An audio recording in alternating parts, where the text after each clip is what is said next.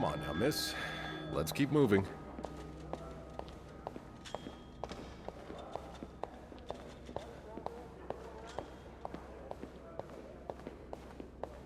It's on your right. Here.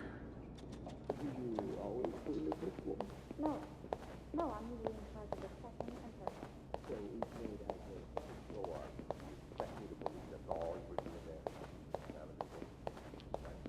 Here we are. Good luck.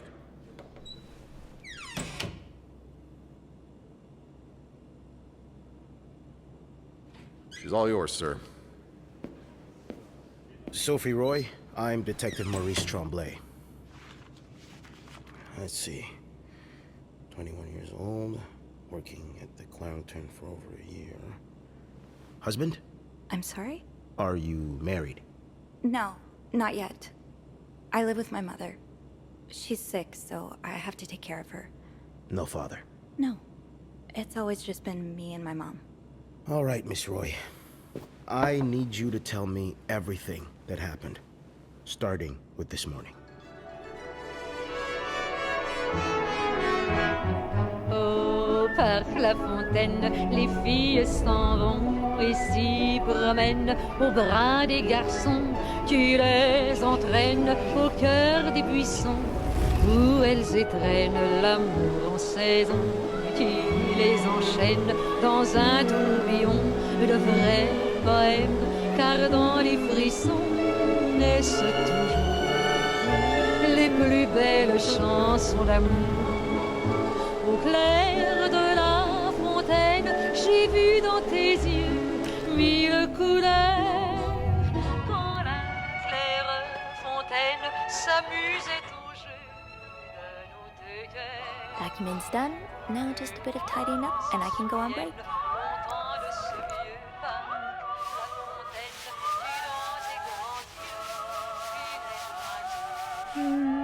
Good enough.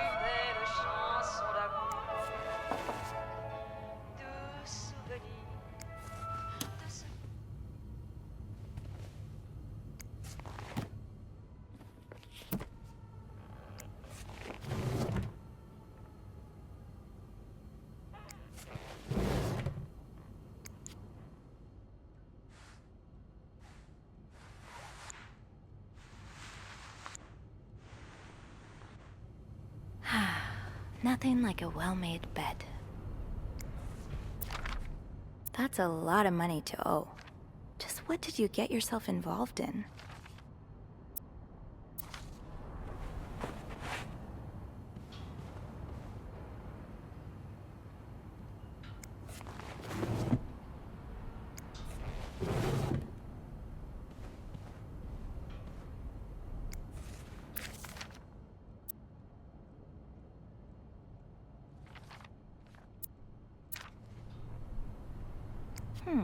Only menswear.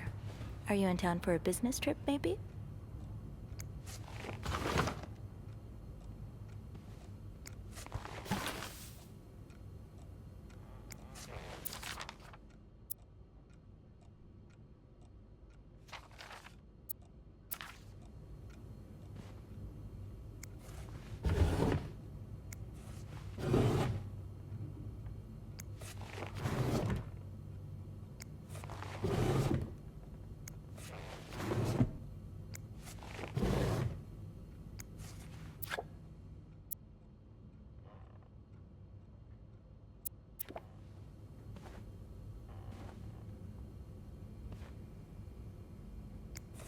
You brought your own mug? Well, I guess ours aren't quite as complimentary.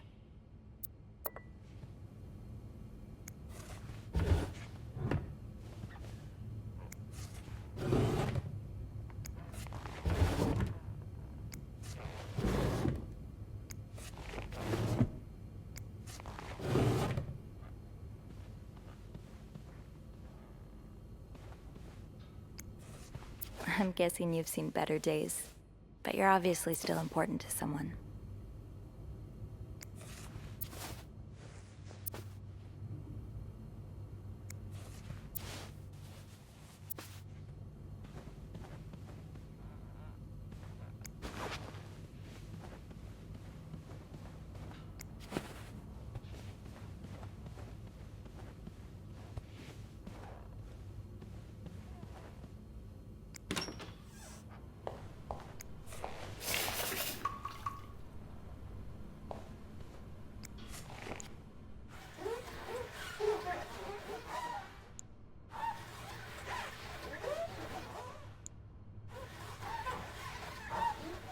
And voila. Good as new.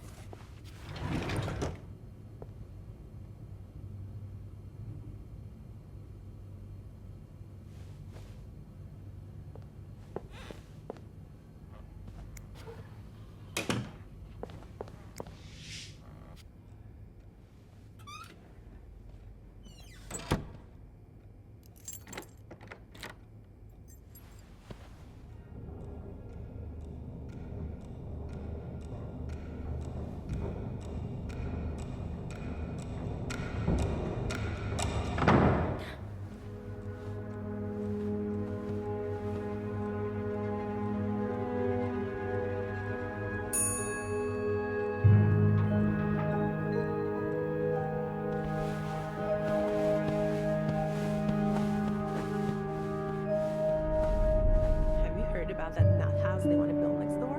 Yeah, it creeps me out. Imagine all the weirdos who'll start hanging around the hotel. I can think of someone who'll feel right at home. Look at her, always glued to that gossip magazine. Do you think she has any real friends? Or is it just Gracie, Joan, and Marilyn? Well, when your own life is that dull, you need to get your excitement somewhere. Oh, did you see Rebecca come in this morning? She was wearing the same clothes. Now, don't you think you're overreacting? This is exactly the kind of behavior Linda warned me about. She's doing everything she can to break us apart. Sophie speaking. Hey, it's Beth. Do you think you could come up real quick? Sure. I'll be right there. You're right, you shouldn't. Now I realize I've been blind. I was so in love with you that I couldn't see. What? What did you do?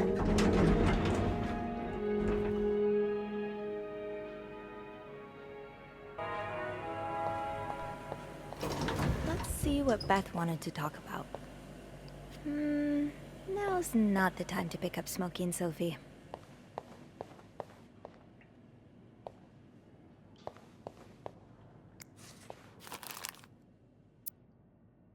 I'm not sure how the children are affected by what goes on at a bar on a Friday night. But I'm no lieutenant, so... I'm not sure how the children are affected by what goes on at a bar on a Friday night. Ah, my new home, according to Suzanne and Yvette. Wouldn't be surprised if everyone's a little bit more on edge today. Bad weather has a way of doing that. This is horrible. I don't think I'll ever understand what pushes people to go so far as killing.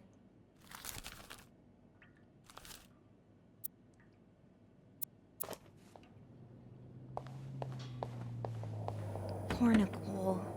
No one should be stuck cleaning up the reception hall after a ball, even if they did draw the short straw.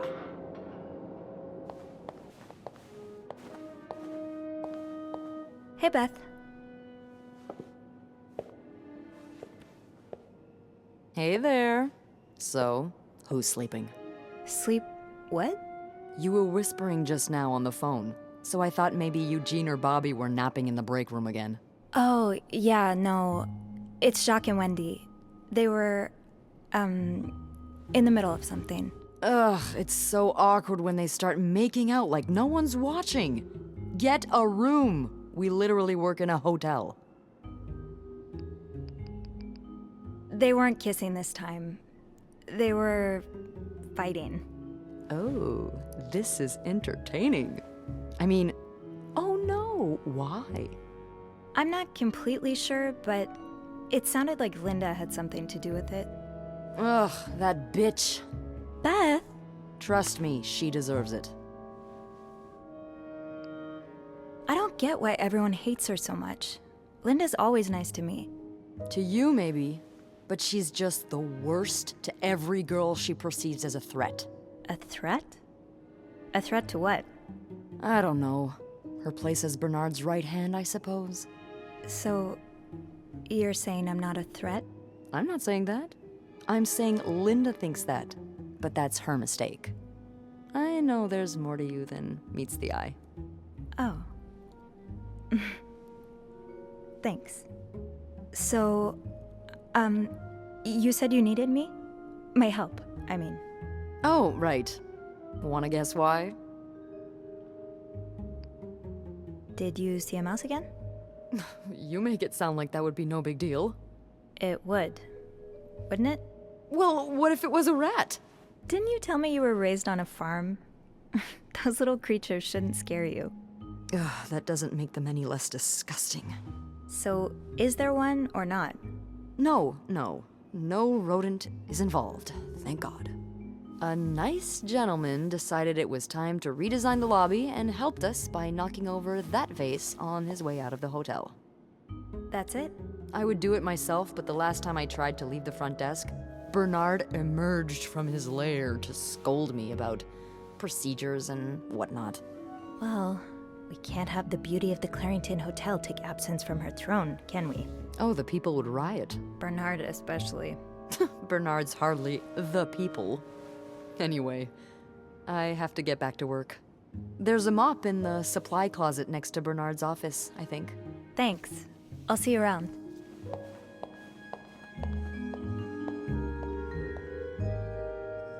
Okay, let's get that mop from the supply closet.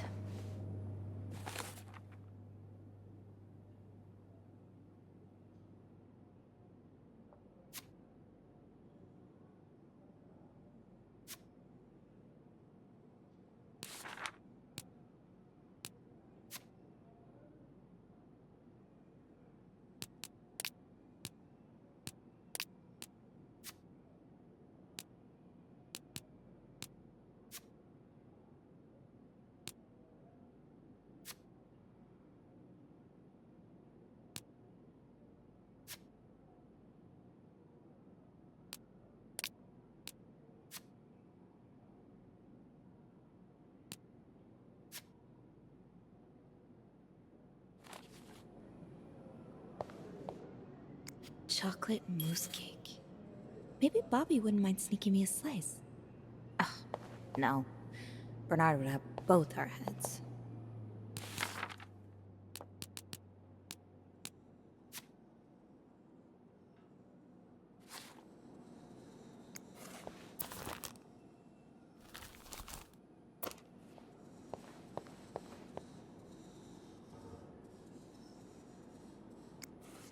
Bernard still leaves these around the front desk?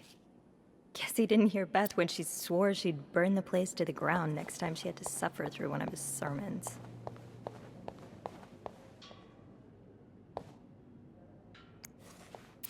Linda's been putting these everywhere lately. It's weird that Bernard allows it.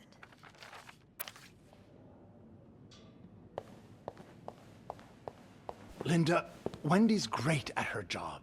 Guests absolutely love her and... Not just guests, apparently. Oh, God damn it, Linda!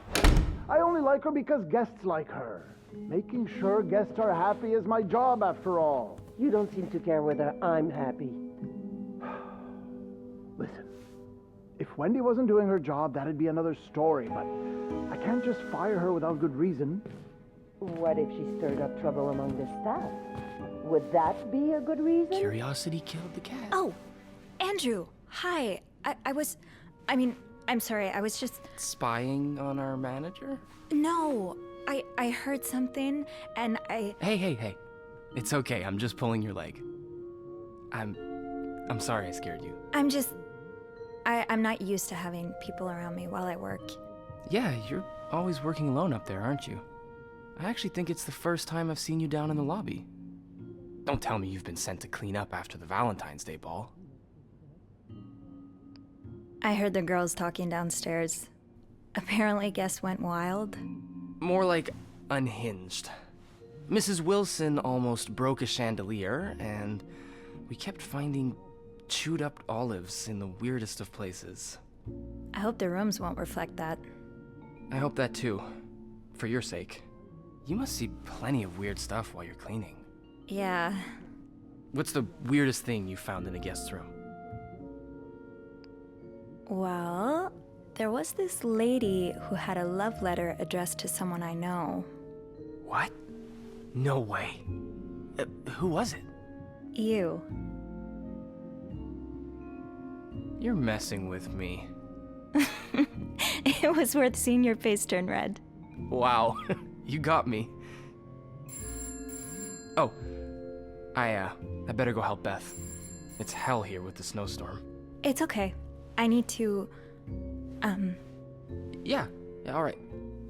Take care. You too. As if it wasn't enough having to deal with endless letters of advice from Raymond. Raymond? What does he want?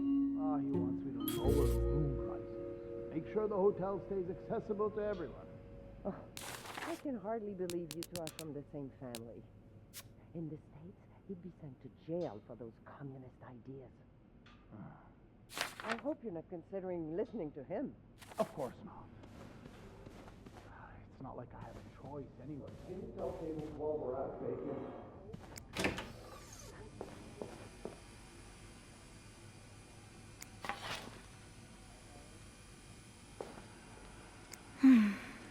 I've never seen two people more suited for each other.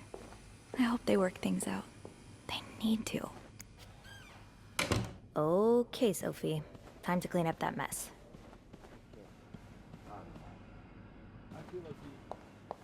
I'm really sorry about that. I'll have a word with our kitchen staff to make sure it doesn't happen again.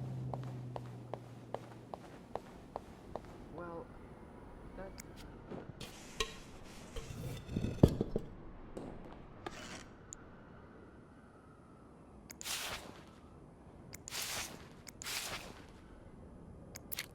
A film roll? The guest must have dropped it when he knocked over the vase. Probably should return it to him. Ew. I better throw that away.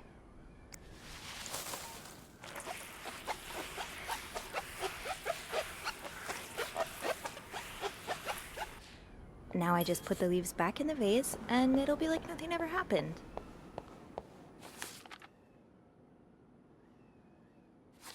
Maybe Beth remembers who knocked over... I understand, Mr. Ramsey. I wish I could make the snowstorm disappear. I really do, but sadly, that's not within my power. Beth, who knocked over that vase? Mr. Spade. Mr. Spade? Well, I can check with the airport and let you know when flights resume. Until then... Yes, I know. You've said that already. But... no, that's very unlikely. So, which room are you staying in, Mr. Spade? Well, you're welcome to speak to my manager if you'd like. I'm sure he'll be... Room 505. Great. That's on my floor. I can return that film roll without going out of my way. Once I put these plants back in their vase, I can head up to the 5th floor. Would you like to contact him? Sadly, he doesn't have a... Almost forgot. I should go to the 5th floor to return Mr. Spade's film roll. Yes, certainly. So first I suggest finding a nice little corner where you can kneel down, all right? Then you clasp your hands together and think really hard about just how much you want this snowstorm to end. It may help to repeat his name, too. It's, God? G-O-D. I'm sure he'll be very sympathetic to your request.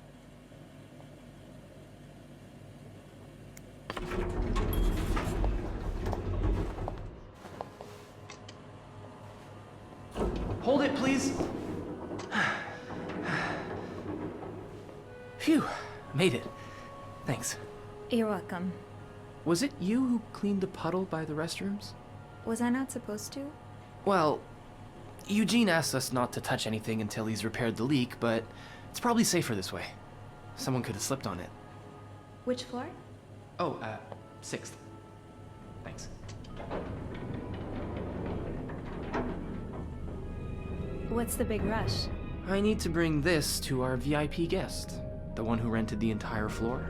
Oh, is it that British man I keep hearing about? Why does he need a bucket full of snow? No idea. I don't even ask anymore. It's just the latest in a long series of strange requests. What do you reckon he'll do with it?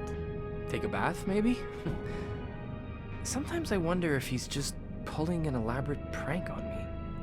Can't you tell me who he is? I've never actually met him. I always talk to his assistant. Only Bernard knows his identity. I do have a suspicion, though. Oh? But I'm not sure I should say it. Can't you at least give me a hint? Okay, let me think. Whew. Saved by the bell. Hey, come on. Don't leave me hanging. Let's just say I like to prolong the suspense. Wait. Is that the hint? Who knows? Fair enough. Have fun up there. You too.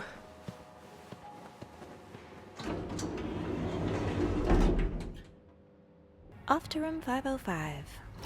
I'm sure Mr. Spade will be happy to get his film roll back.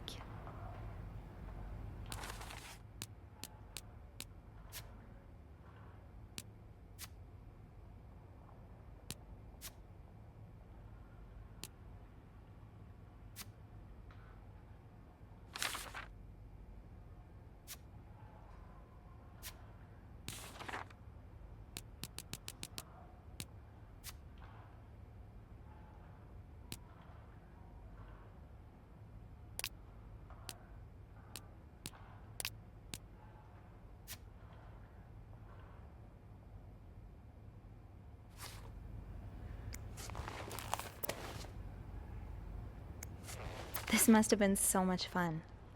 Well, for the guests, at least. I haven't danced since Grandma's 70th. She definitely upstaged me.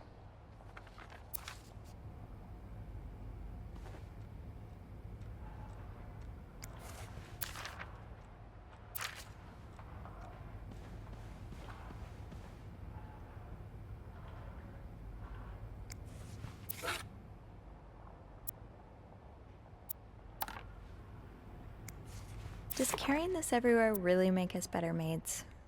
Bernard seems to think so. Being invisible has always come easy to me. Maybe too easy. Everything must disappear. Makes us sound like magicians. Telling apart the treasure from the trash can be tricky sometimes.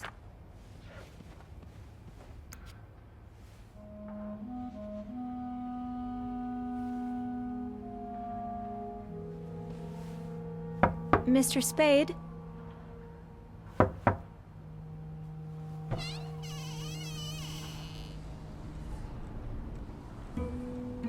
Mr. Spade?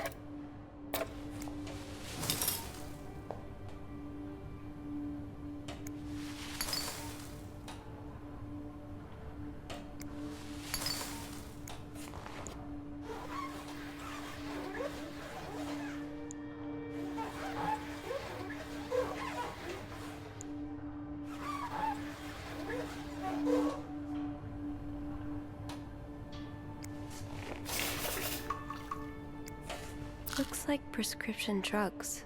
But what are they for exactly?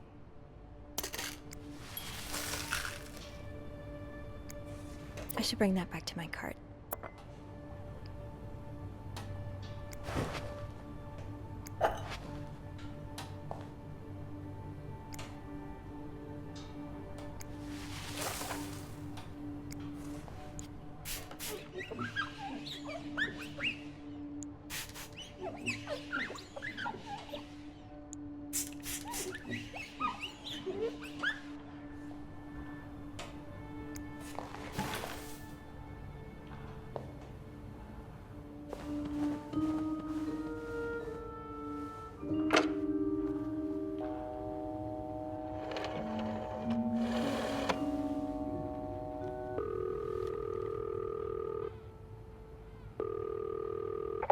Clarington Hotel reception desk, Beth speaking.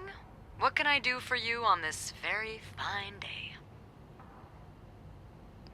Beth, it's Sophie. Can I speak to Andrew, please? Yeah. Hold on. Andrew? Andrew? I'm here. Clarington Hotel reception desk. Andrew speaking. Hey, are you okay? Hey, Sophie. Yeah, it's just... my trip to the 6th floor took longer than expected. Oh, I'm sorry to add to your plate, but I really need your help. Sure. What's up? I think Mr. Spade's stalking me while I work. Mr. Spade? Why would he... I can't believe I'm about to say this, but sometimes when I clean the rooms, I get a little curious and, snoop through our guest stuff. Oh. And Mr. Spade caught you in the act? Yes. He took pictures of me. I found them hanging over the bathtub. He set up a kind of dark room. I think we should call the police. Whoa, slow down a minute. But... Sophie, there are pictures of you invading our guests' privacy. But I didn't steal anything. I was just snooping, I swear. I believe you. But others might not. With those pictures, it could really blow up in your face if a guest were to complain about missing items. Well, I threw them out. Well, that's one way to deal with it, I guess. You said you found the pictures hanging over the bath, right? Were they still wet? I wouldn't say wet, but a little damp, yeah. Okay. So you must have developed them fairly recently. What are you getting at? Well, the pictures you found were left there to dry, but he could have developed more of them in an earlier batch. He wouldn't have left them in the bathroom, though. Probably stored them somewhere dry.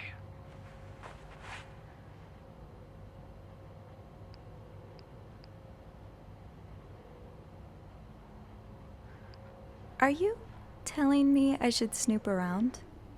Well, it's nothing you haven't done before, is it? Andrew? Nah, come on. A little joke's never killed anyone. Any idea where I should start then? Well, according to my notes, Mr. Spade asked for the combination to his room's safe. There's a good chance he stored more pictures in it. Maybe, but I don't have the code. Maybe I can... Give me a sec.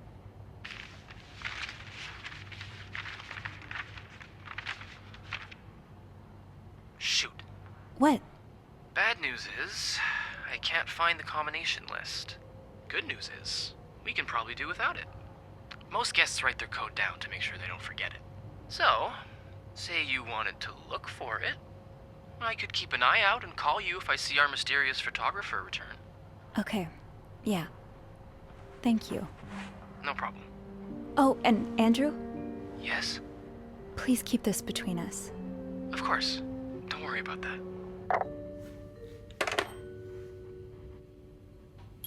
Unless he's got a very good memory, he must have written down the code that he got from reception. But where? Did you intend for me to discover your little dark room? Or did this just fall down?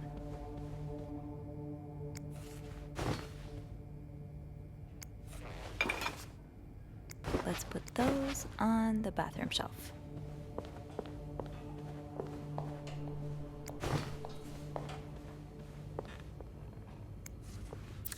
I'd forget my own head if I didn't write everything down. I guess we have that in common.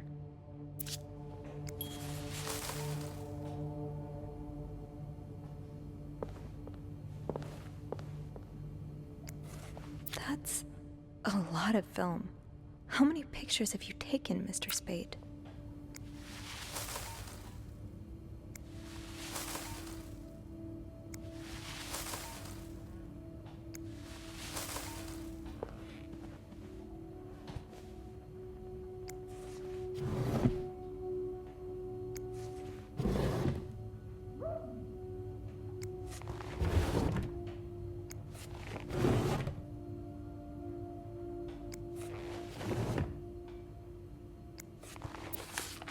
That's rough. How are you supposed to support yourself when no one will give you a job or a place to live?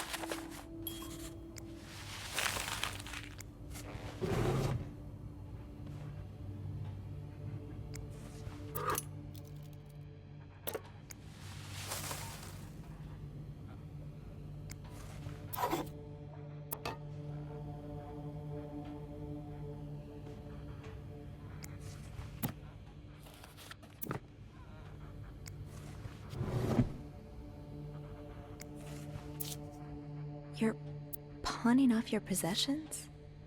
What do you need the money for?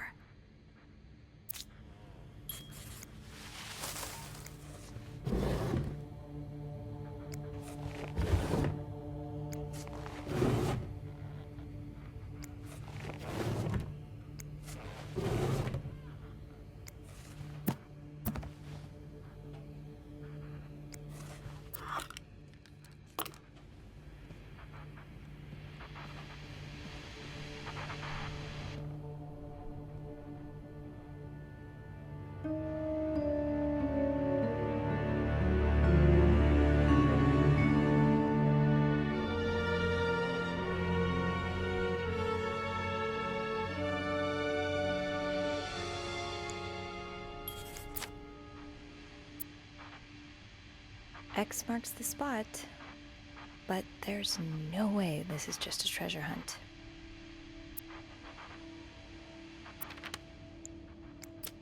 Beaver Lake. I took Mom skating there just a few weeks ago. These look like numbers. Sort of.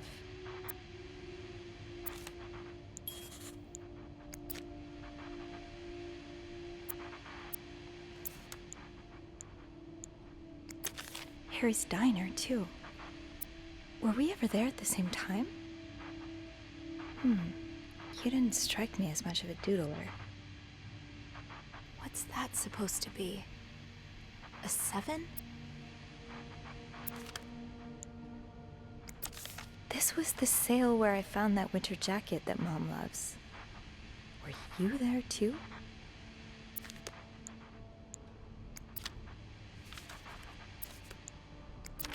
I just visited the oratory for the first time in years. This has to be a coincidence, right?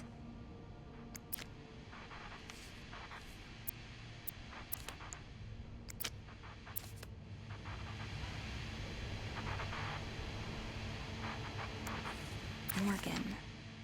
Is that your real name? Why did you check in under Mr. Spade? Lindsay. Did something happen between the two of you before she died?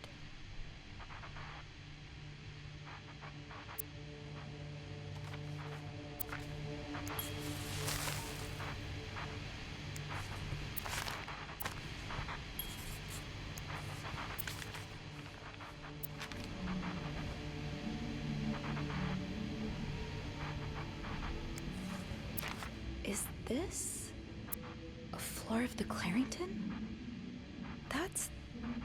That's my schedule. Just how long have you been watching me?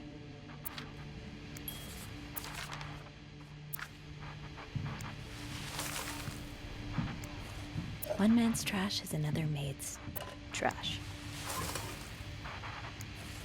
Something tells me you won't be missing this.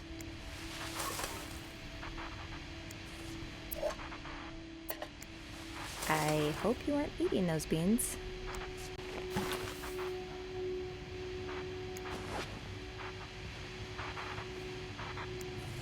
Oh.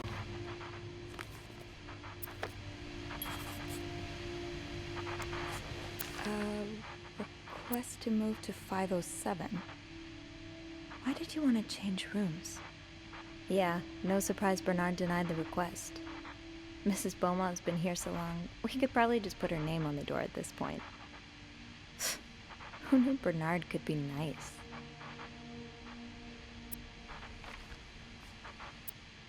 Could that be a reminder for the safe combination?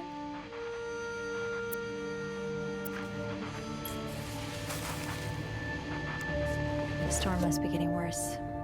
I hope Mom's not too bored without her TV shows.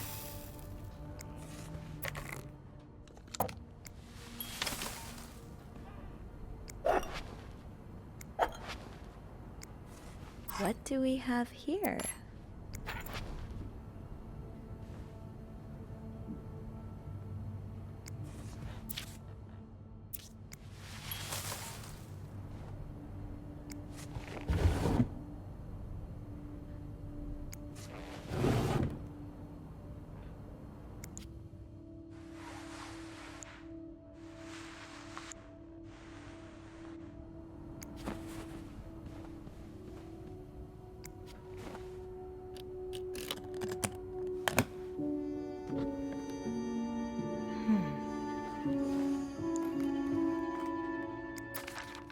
You spent 10 years in a psychiatric hospital, and it looks like you left with a long list of diagnoses and prescriptions.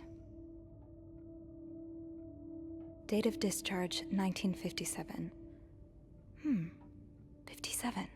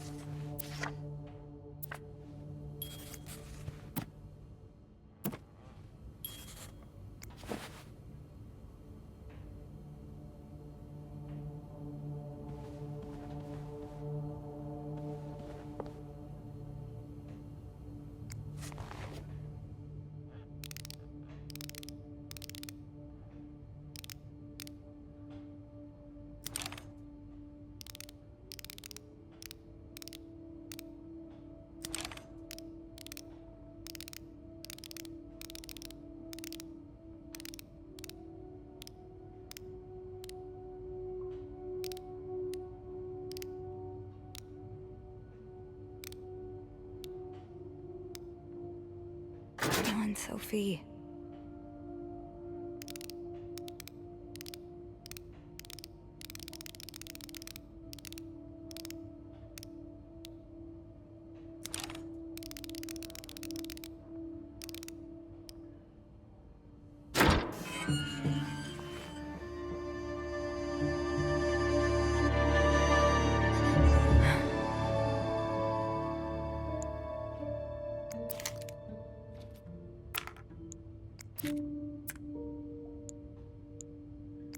Okay, Sophie, you should probably put this down. Now. M and H. M and H. Who are they? Are they guests here? That was taken in the lobby. You're going through their trash? You really want to find out what M and H are up to, don't you? Why are you following them? And who's sneaking out at night? So many questions. This looks like Beaver Lake.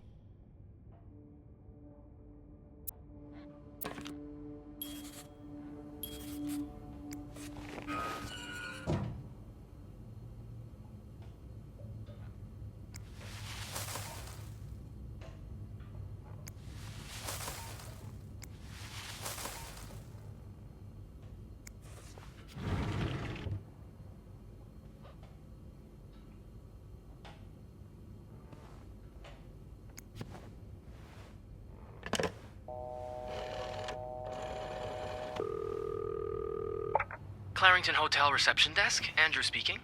It's me. Oh, hey. Just a sec. Beth, could you cover for me? Again? Pretty please? Sorry about that.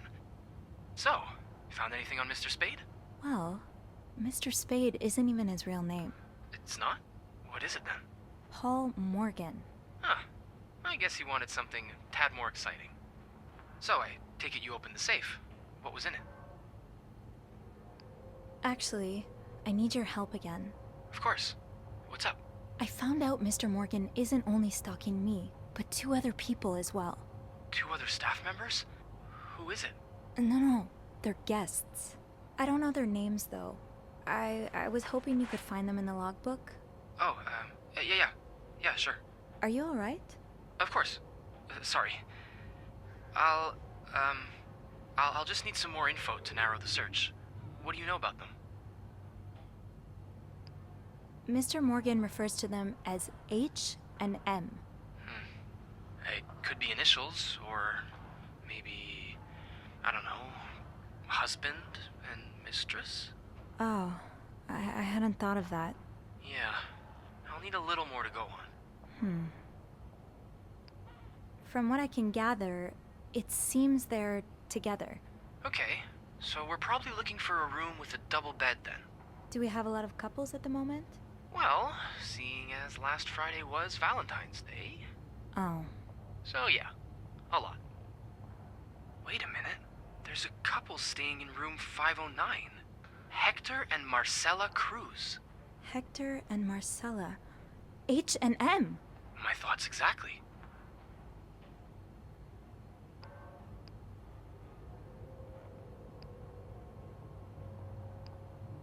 Do you know anything about the Cruzes? Well, I was there when they checked in. Handed them a couple pamphlets on tourist attractions. I remember noticing that Mr. Cruz wears the same cologne as my father, but... That's not much to go on. Yeah, I know. Do you, perhaps, have room 509 on your to-do list? I do, actually. Would it be wrong of me to suggest you do some... Snooping? I guess that's what I'm known for now. Nah, don't worry. I'm sure we'll find a better legacy for you. I'll call you if I find anything. Watch out, alright? I will. I promise.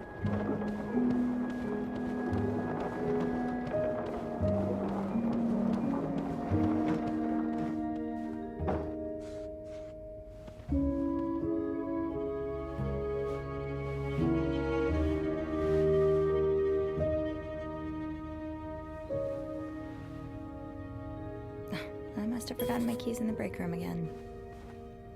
I'll need my keys to enter room 509. I should probably check the break room.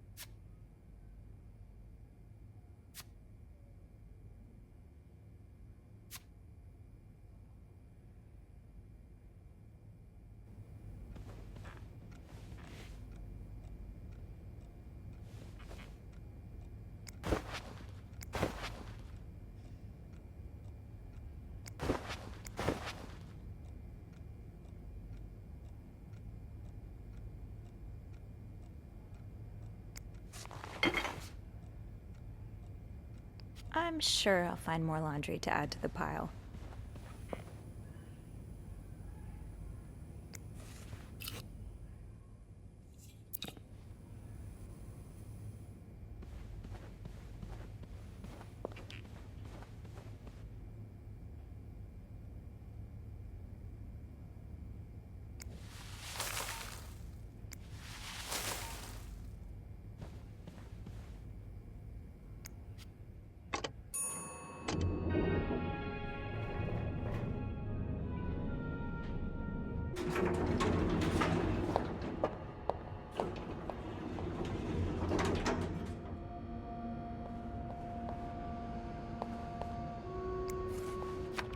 If there's anyone to be in a book club with, it'd be Andrew.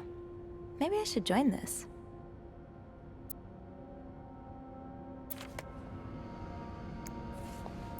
The way things go missing around here, sometimes it feels like the hotel just gobbles things up.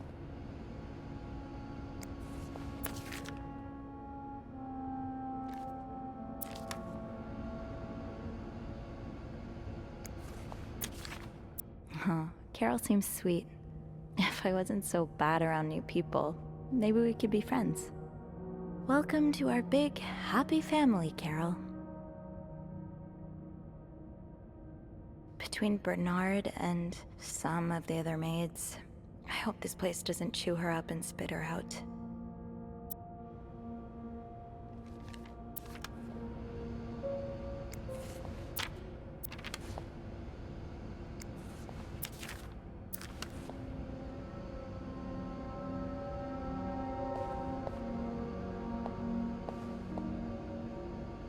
I had my keys with me during break. I must have forgotten them in the break room. It's locked. Fine. Keep your secrets, locker. People don't usually leave these unlocked.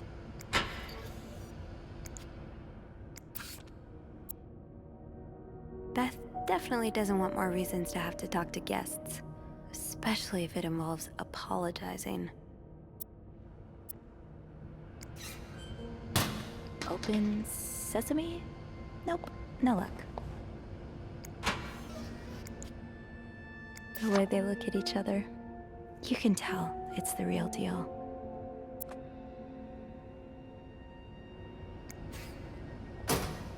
Off limits. Did I remember to punch in this morning?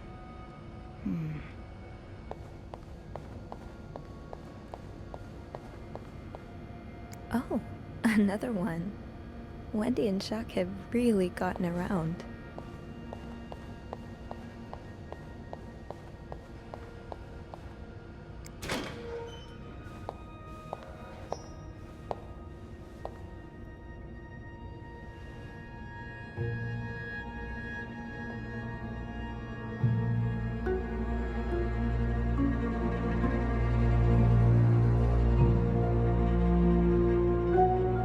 Hypocrite bitch?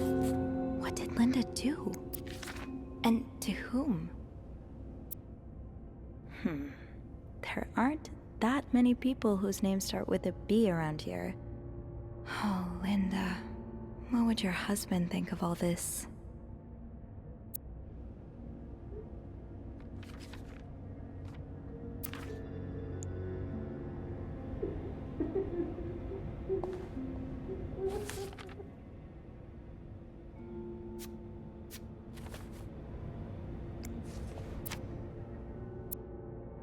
Ooh, this is so vague. Is it the new Hoover model? A clothing iron? Oh, maybe a coffee maker.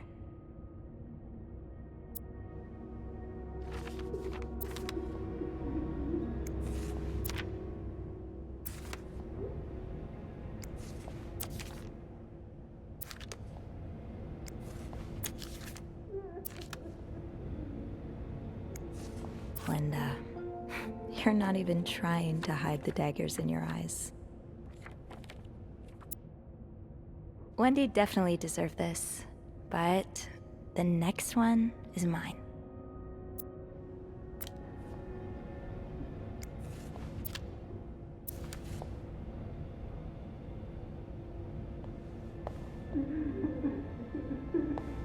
Tempting, but every penny adds up, Sophie.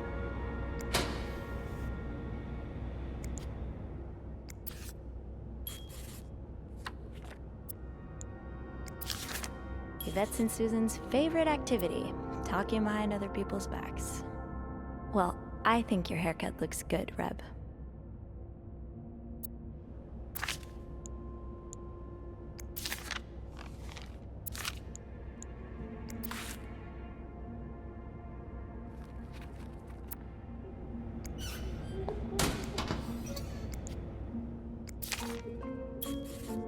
What can I say? It was a very nice mixer. From best friends to this. They've really burnt that bridge to a crisp.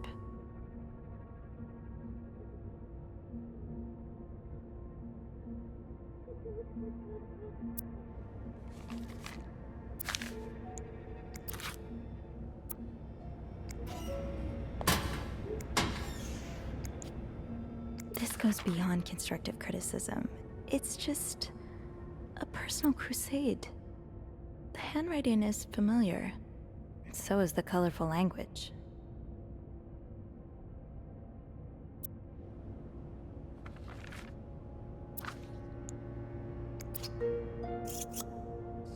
This shade of red, it matches the message on the door.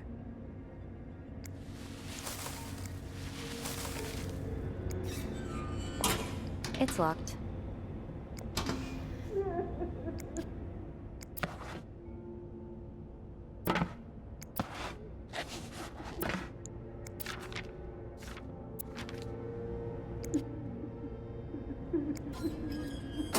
Off limits.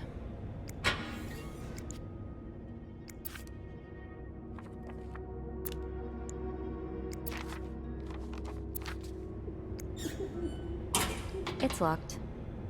Fine. Keep your secrets, locker.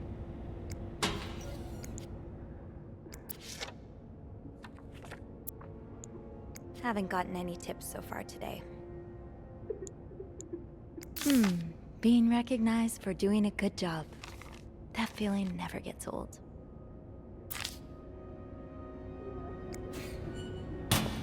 Off limits.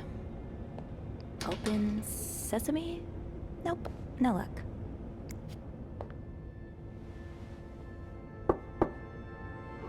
What is it? Wendy?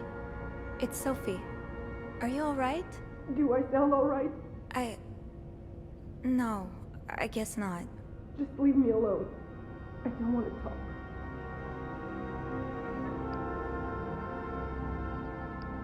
I was in the break room earlier, and, I couldn't help but overhear your argument with Jacques.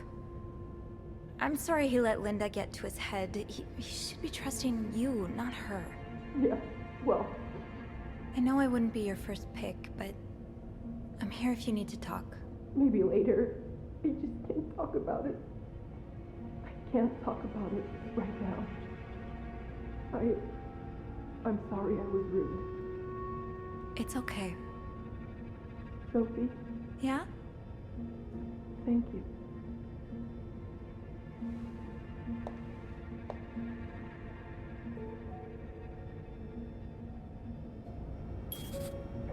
I forgot to bring my keys up with me when Beth called earlier. Pretty sure they're still in the break room. That'll do. I'll just have to make sure I don't forget to return it.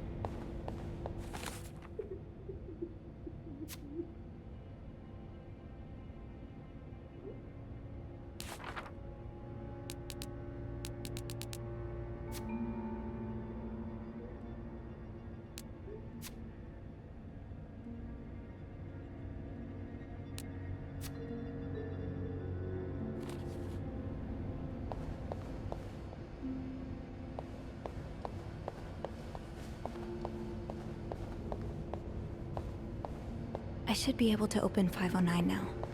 Back to the 5th floor.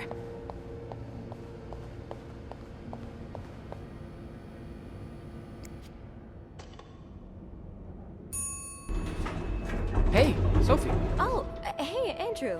On break already? No, not yet. I have to deliver something to our VIP guest. Again? Yeah, the requests just keep on coming. What about you? Aren't you supposed to be in 509? I'm heading up now. I just had to grab Linda's master key before I could continue our investigation. Ah, gotcha. What a day, huh? Tending to an eccentric VIP guest, discovering, well, what you discovered in 505. Pretty exciting as far as a workday at the Clarington goes. Yeah, that's definitely one way to put it. That's not all, though. While I was looking for my keys, I found some graffiti on Linda's door. No way. What is it? The words, hypocrite bitch, in red lipstick. And, I found a red lipstick inside Wendy's locker, so putting two and two together... Well, Wendy would have the most obvious motive. You'd have to be living under a rock to miss how Linda's been treating her lately.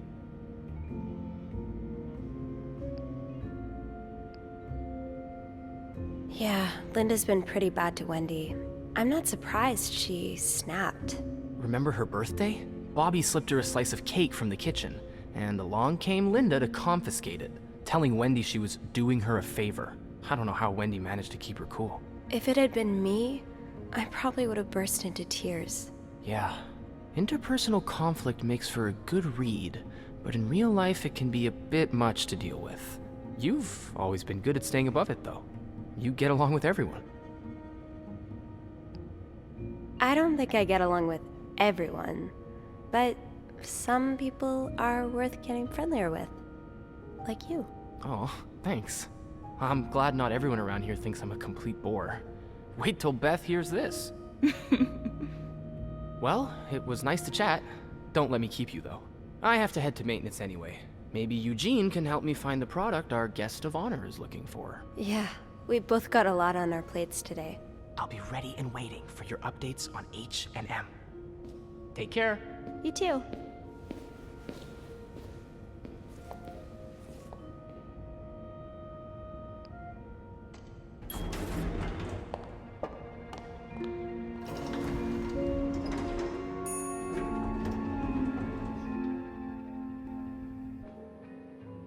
Getting into 509 will be no problem with the master key.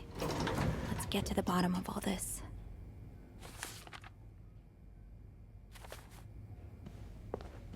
Oh, I do have 506 next on my list. Should I pop in before checking out 509? Oh boy, someone's been living it up.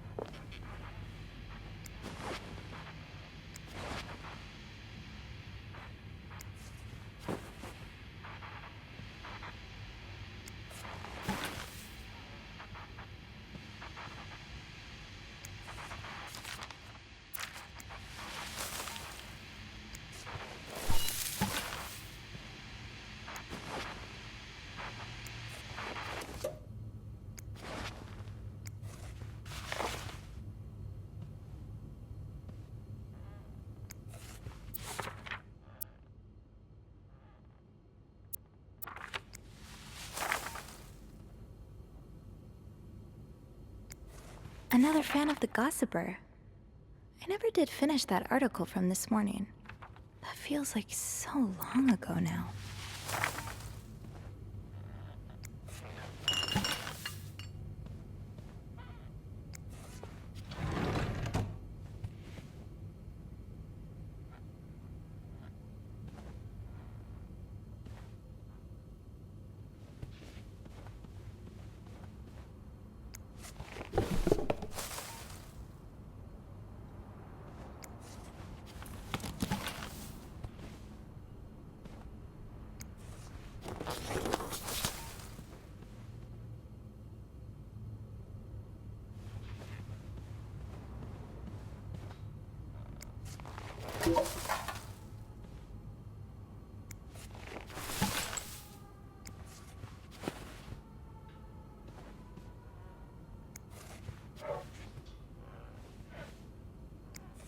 Not exactly a cherished gift, if you just left it behind like this.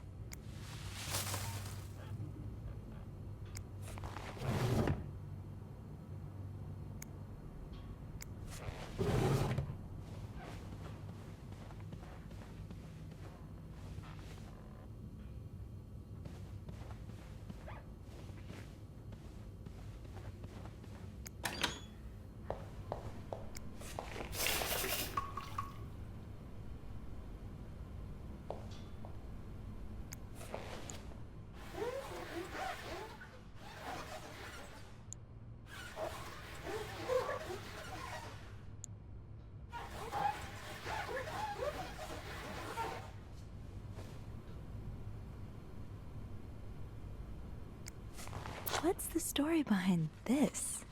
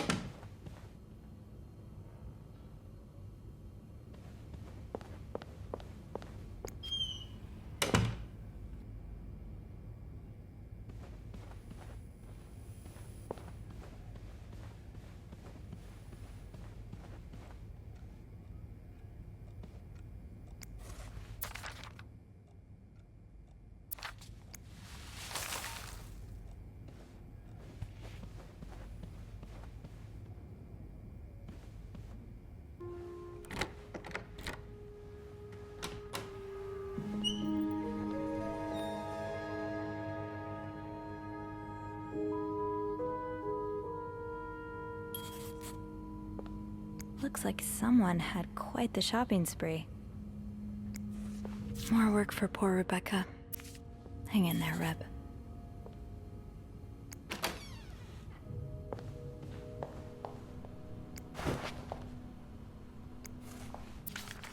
These are lovely. I wish you'd had more confidence in yourself.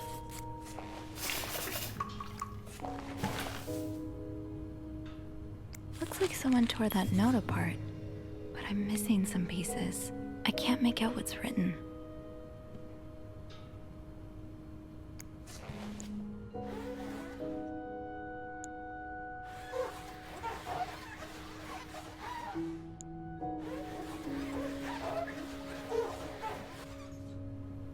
Maybe I'll find more of those torn paper pieces if I keep cleaning the room.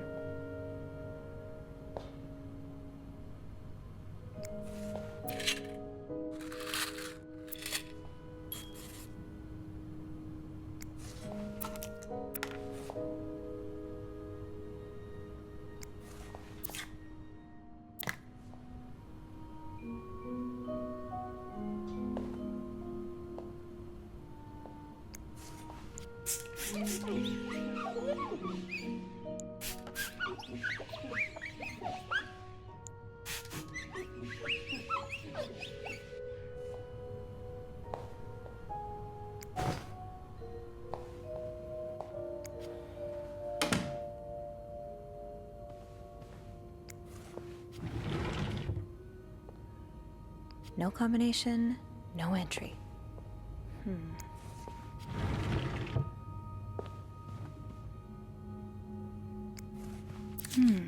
What were you apologizing for? And were you forgiven?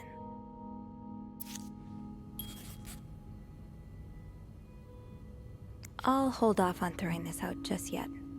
The food's practically untouched.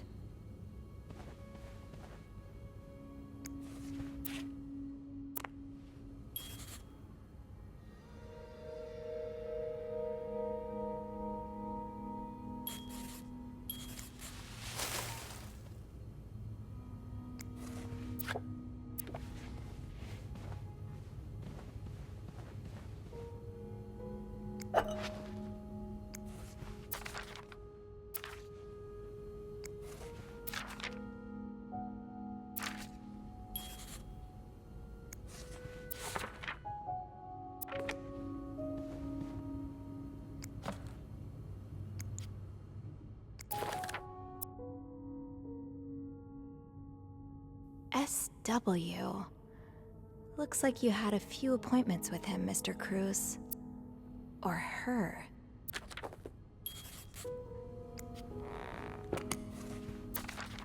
This person looking for you back in Texas, was he really just a coworker?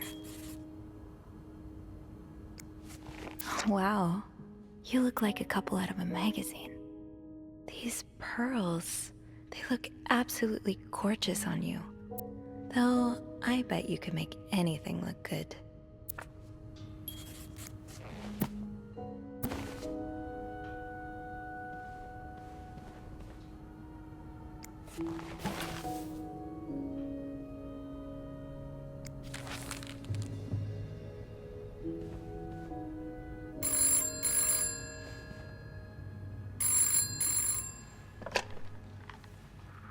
Hello?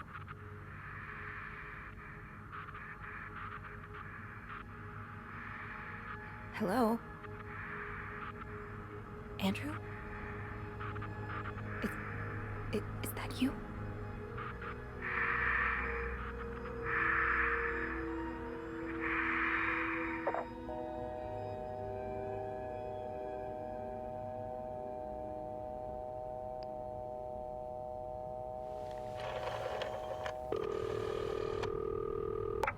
Clarington Hotel reception desk. Andrew? Hey, Sophie. Did you just call me? No, I didn't. Then who called? I'm not sure I understand. Someone just called, and they said nothing. All I could hear was static and breathing. That's pretty unsettling. Hang on. Hey, Beth? You got a minute? No. Give me a second, Sophie.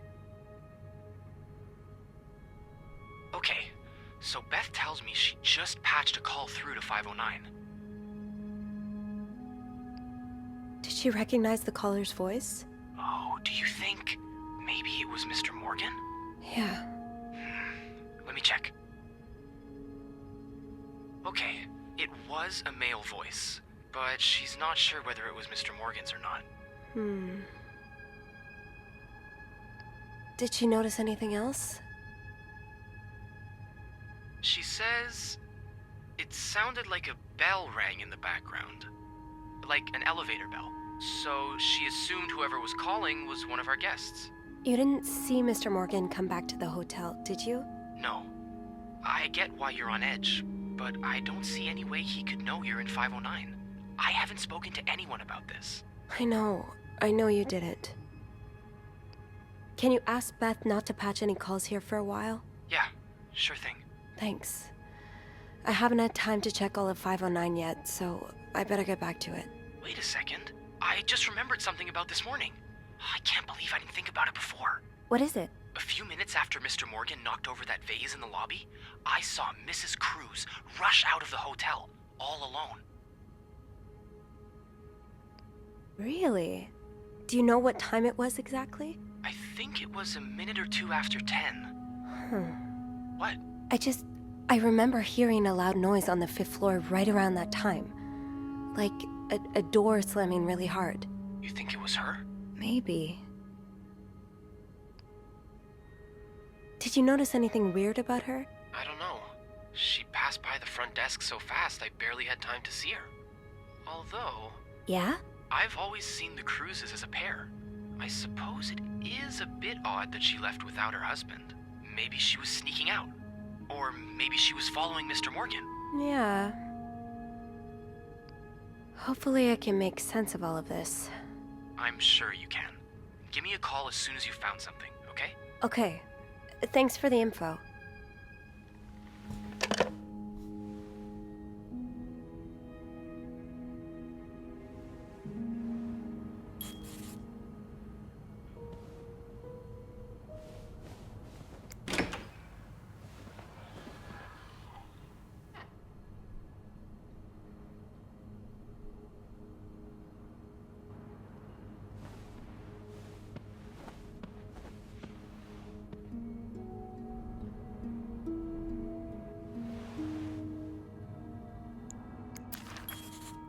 Cruz got her personal information stolen.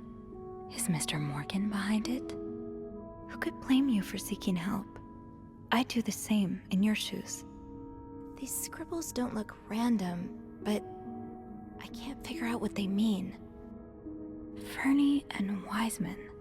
Have I seen this logo somewhere? Locked. It looks like the code is made up of 4 letters.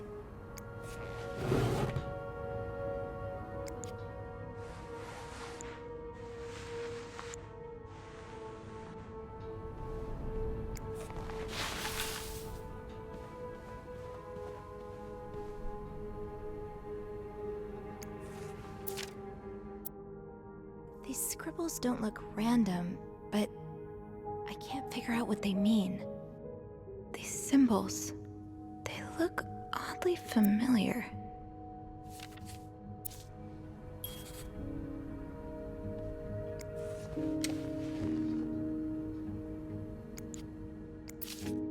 Am I reading this right? The account's been emptied. You don't see someone withdraw $5,000 every day. Just what could have made you empty out your entire bank account? These symbols, they look oddly familiar.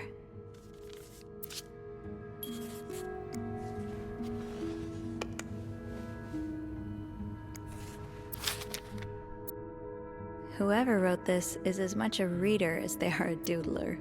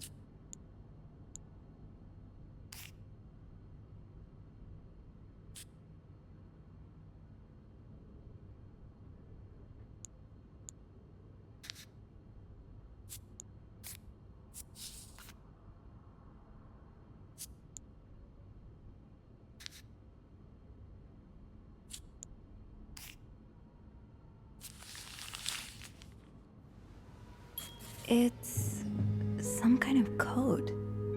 Could I break it?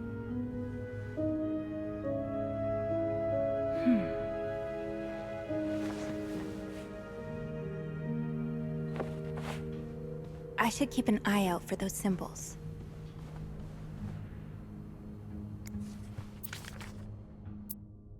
Oh, these symbols match some of the ones on the torn message.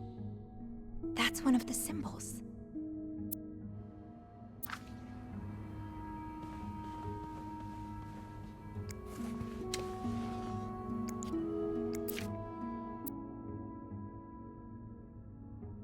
Aha! I'll have to remember these.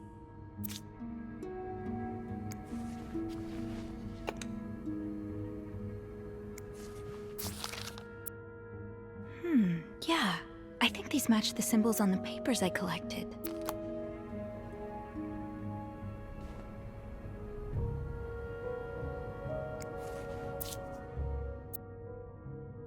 Yes, these are part of the same set. I think I can use this. More of these symbols. Just what I was looking for.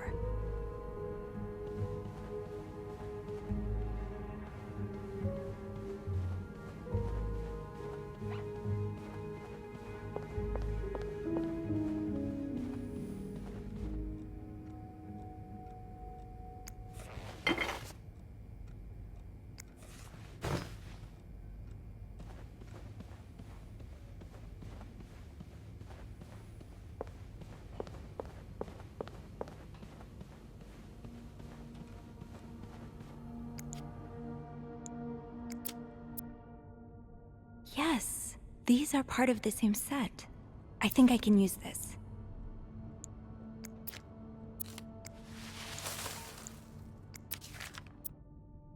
More of these symbols. Just what I was looking for. That's one of the symbols.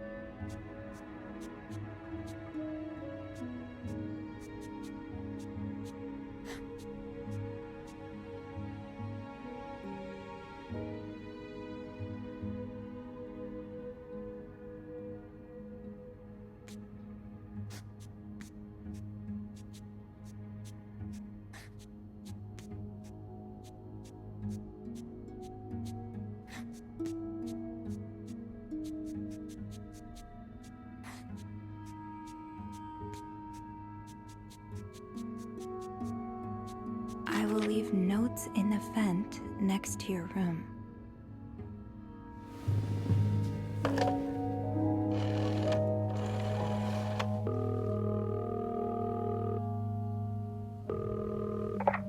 Clarington Hotel reception desk. Andrew speaking. Hey, Andrew. It's me. Sophie, did you uncover anything in 509? I did. I found a message written in strange symbols. A kind of secret code. What? Awesome! Did you crack it? It says, I will leave notes in the vent next to your room. In the vent?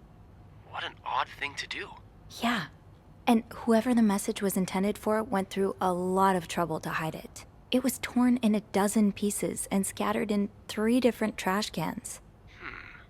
So the Cruzes are keeping secrets from each other. Do you think maybe one of them's having an affair? Well, that's possible. It's quite obvious they're having marital problems. What makes you say that? I found an apology note, neatly folded next to a room service tray. I think Mr. Cruz wrote it. Ah, so he got into an argument with the missus. I bet it's because he never cleans up after himself. Most arguments my parents have revolve around my father being unable to put his dirty socks anywhere near the laundry basket. Turns my mother red with rage. Did you find anything else? I'm pretty sure the husband was sentenced to sleeping in the living room. I found a pillow and some sheets on the couch. It's pretty obvious Mr. Cruz is having an affair, right? Mrs. Cruz must have found out. Hence the apology message and the night on the couch. What do you think? Mrs. Cruz could be the one having the affair. I found a bank statement from a secret account of hers. A secret account? Well, that's my guess. It's in her own name and hidden in her jewelry box. Why would she have a secret account? I don't know. To hide an affair with a wealthy businessman or something? Maybe. And that's not all. The account was emptied about a week ago. A withdrawal of $5,000. Whoa. Sounds like someone's planning to run away. Yeah. I'll go and have a look at the vent that's mentioned in the message. Just to be sure we're on the right track. Good idea. It's almost break time for me. If you need my help again, you can ask Beth to patch you through to the break room. All right. Enjoy your break. Thanks, Sophie.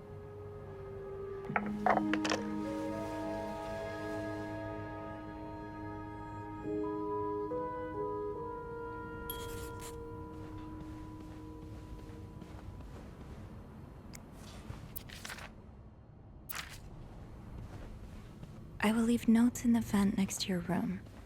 But which vent? People have seen it.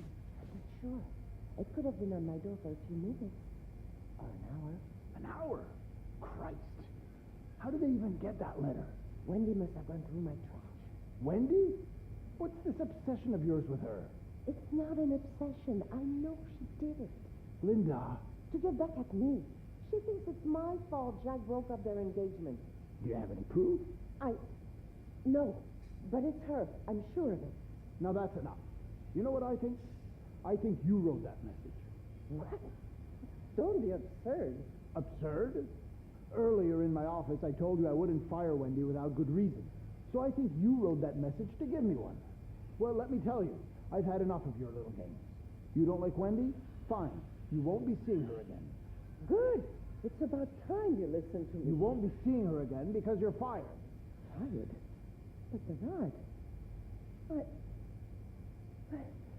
what about us? Us? There's no us. Take your things and leave my hotel. Oh, no. Oh.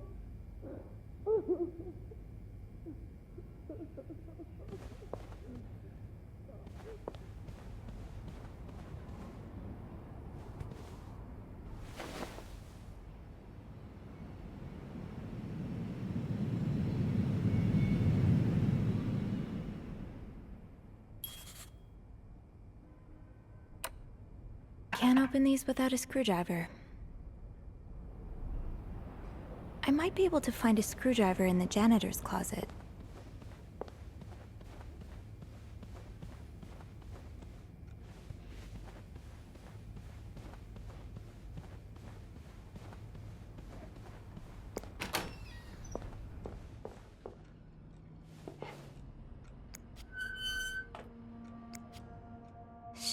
no screwdriver.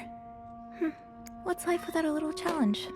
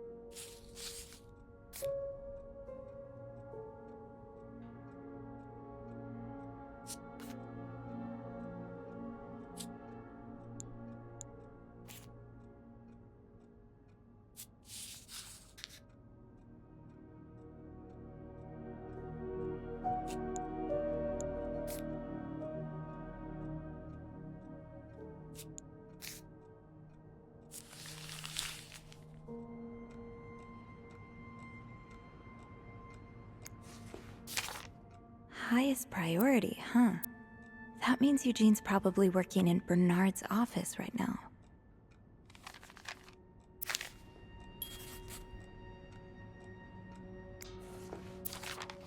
It sounds like Eugene asked Bernard to stop opposing the construction of the new psychiatric hospital. And Bernard was Bernard.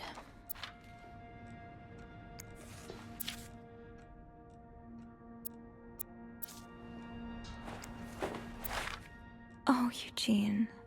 I had no idea.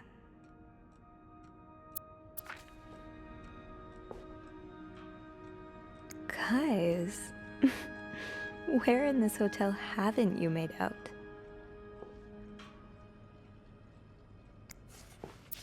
Ah, this must be Eugene with his daughter. He looks like a caring father.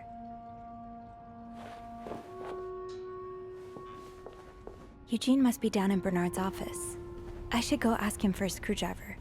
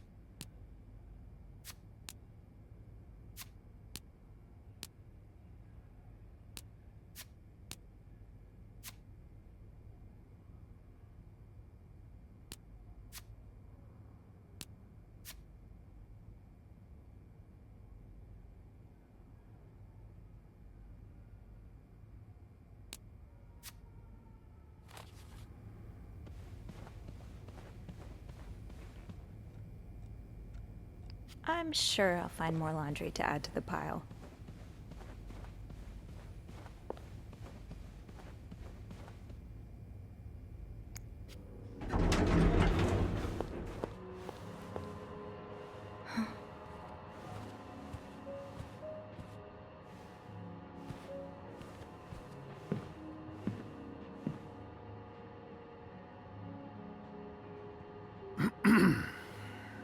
It's, Miss Belivet, isn't it? What? Oh, Roy. Oh, right.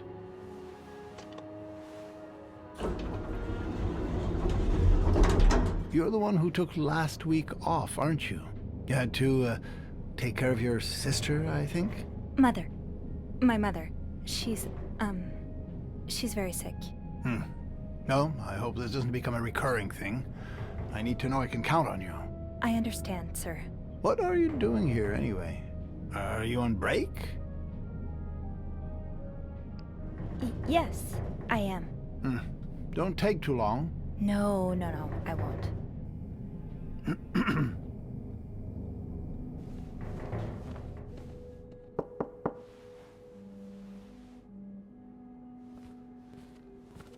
What's going on? Oh, Andrew. Oh, sorry. Seems I've made a habit of sneaking up on you today. Spying on Bernard again? No, I'm looking for a screwdriver. For the vent. Linda asked Eugene to fix Bernard's window. Ah, gotcha. Eugene? What?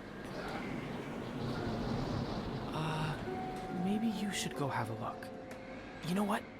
I'll stand guard by the elevator and, holler if Bernard approaches. Okay, thanks. I'll be quick.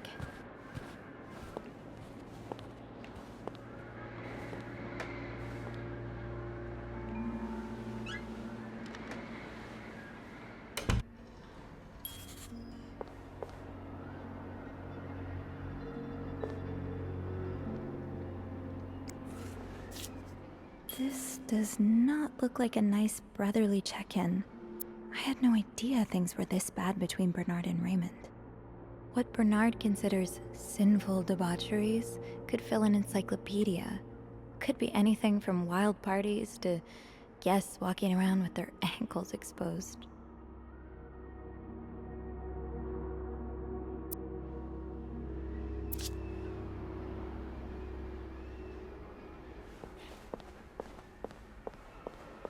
I have to find a screwdriver, but how often do I get to snoop around Bernard's office like this?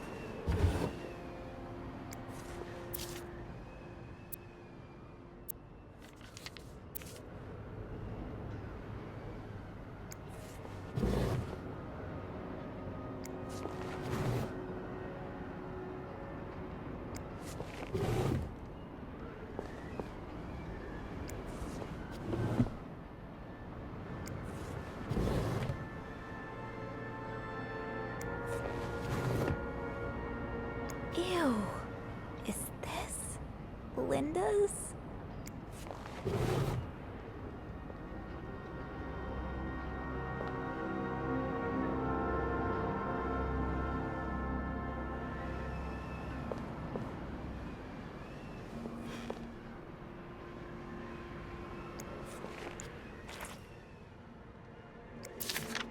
Opposing something that could help so many people just because it's close to your hotel?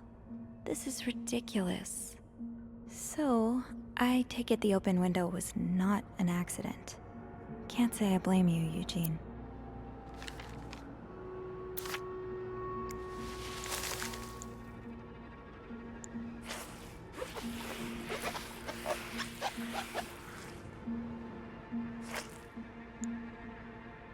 Aha! Let's get you to that vent. With this blizzard, Bernard's office will be a skating rink by the end of the day. Best to avoid that.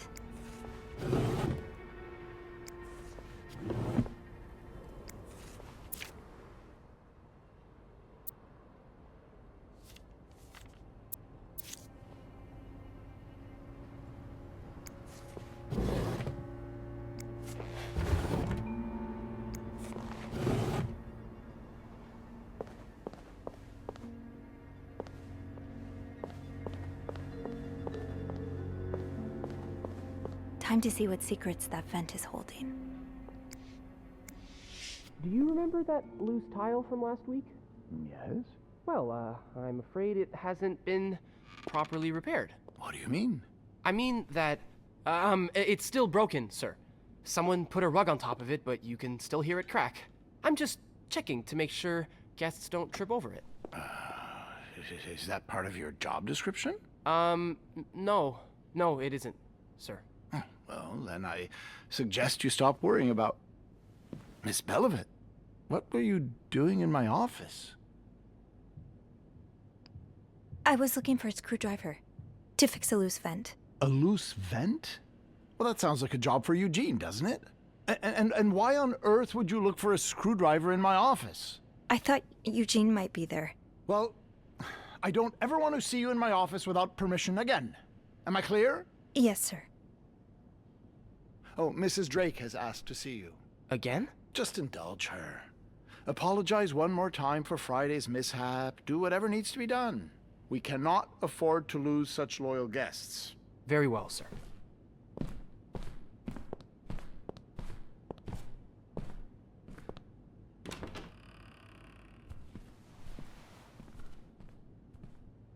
Whew. I think my heart stopped beating there for a moment. Yeah, me too. But at least I found what I was looking for. Perfect. Now, I should probably get to it before you-know-who comes out of his office again. Keep me posted.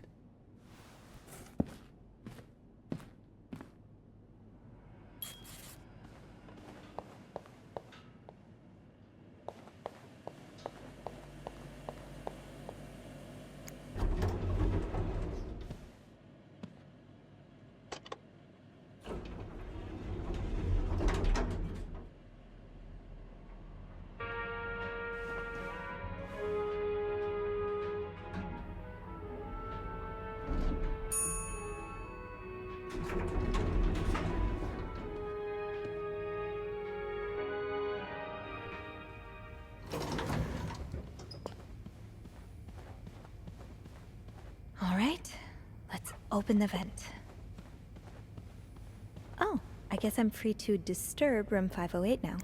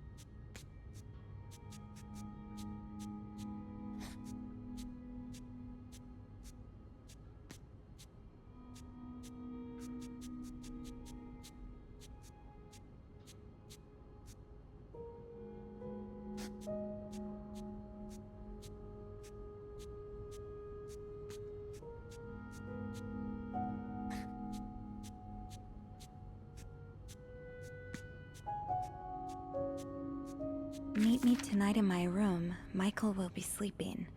We need to discuss our plan.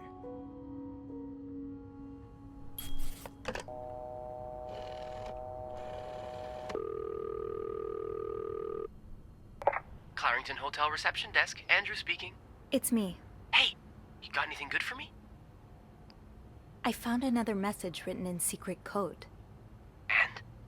It says, meet me tonight in my room. Michael will be sleeping. We need to discuss our plan. Who's Michael? A guest's husband? I don't know. It's the first time I'm hearing of a Michael in this story. Yeah, the cast keeps getting bigger. I'll just check the logbook.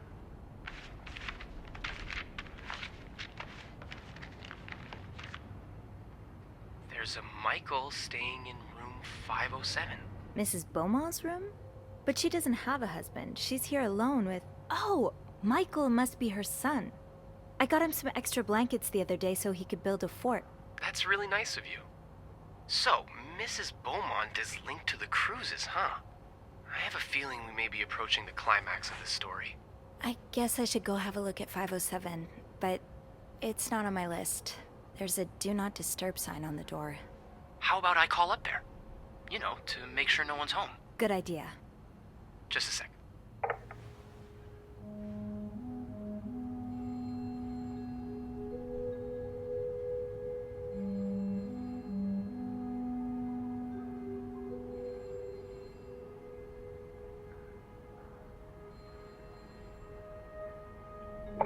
Well, it looks like the room is ready for your snooping, my lady. Thank you, good sir. I'll call you back.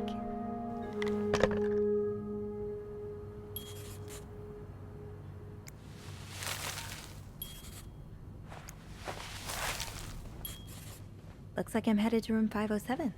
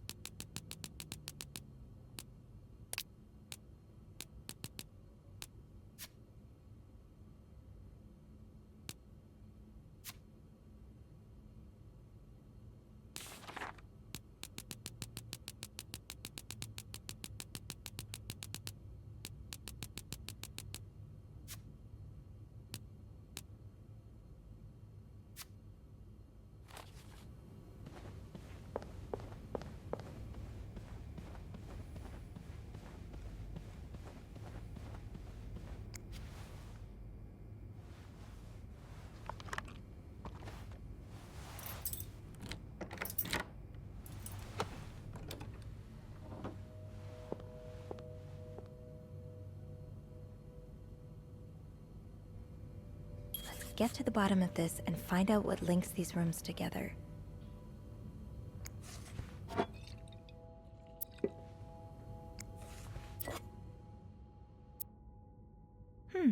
A lovely shade of lipstick.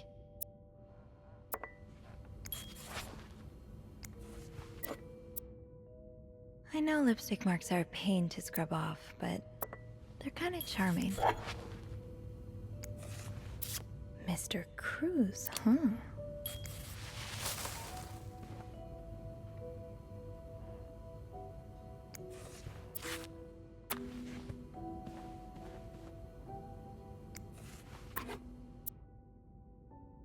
You almost look like Marcella.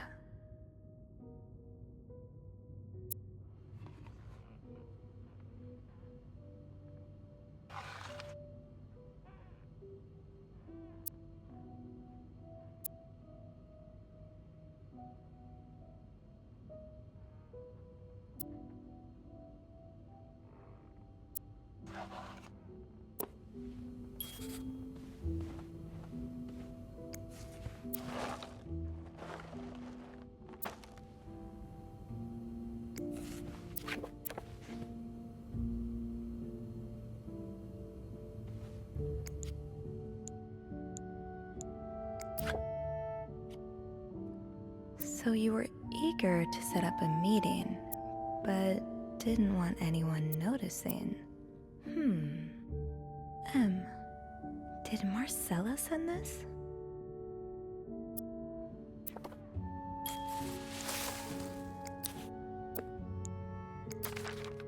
Oh, Michael. Adults can be so confusing. I promise it's not you.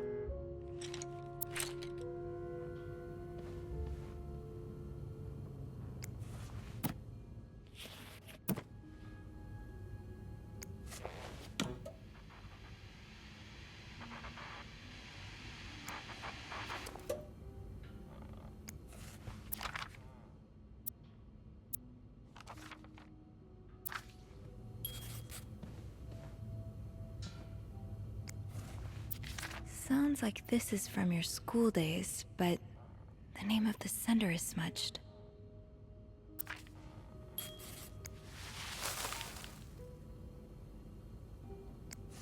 Aha! Keys are Snoop's best friend.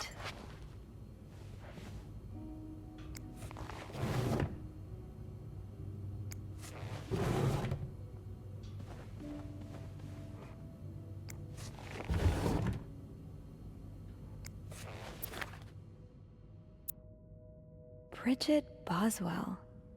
Didn't I see that name somewhere earlier?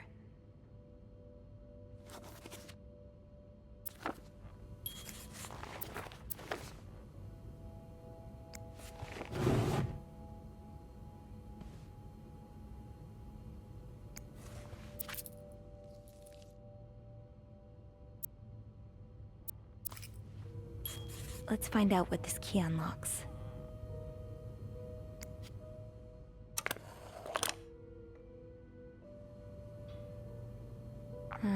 I'll need another key to unlock this.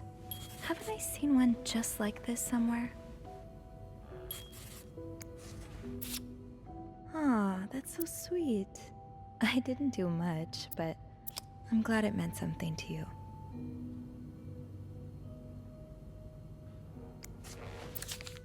That look in your eyes. What does it mean? And who is this from?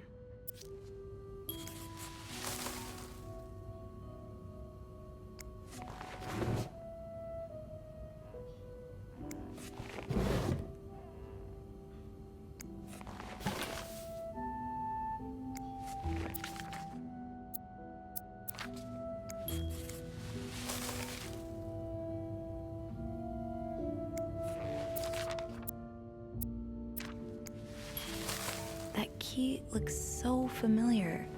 Why do I associate it with room 505? He's all but outright threatening you. Oh, I hope you can stay as far away from him as possible.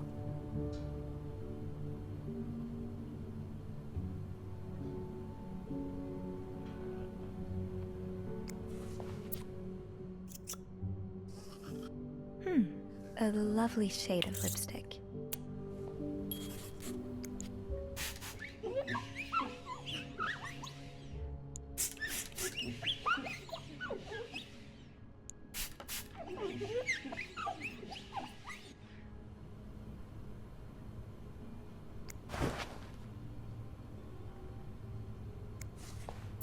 Looks like someone grew tired of looking at your face, Mr. Beaumont.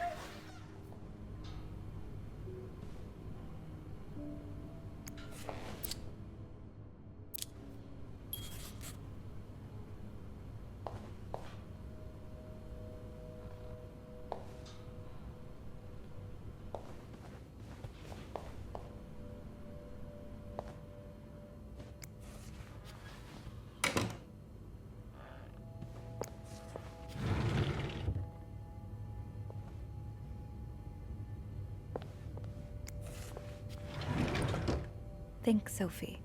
Where have you seen a key like that one before? In a safe?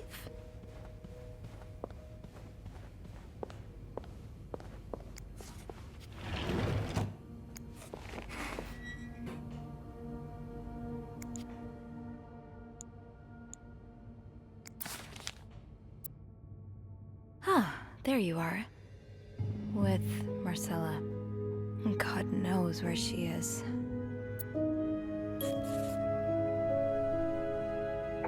Clarendon Hotel reception desk, Andrew speaking. Hey, Andrew. Sophie, crazy timing. I've got something for you. Oh, what is it? I heard a certain Mr. Cruz and a Mr. Morgan had an argument yesterday evening. Really? Who told you that? Jacques did. Apparently, it got so heated he had to get involved. And it sounds like we were on the right track, because he heard a particular word thrown around quite a lot. Can you guess what it is? Affair? Exactly. How bad was the fight? I think Jacques got in the middle of it before it got too intense, but he said Mr. Cruz looked like he was about to kill Mr. Morgan. So Mrs. Cruz must be having an affair with him, right? And her husband found out?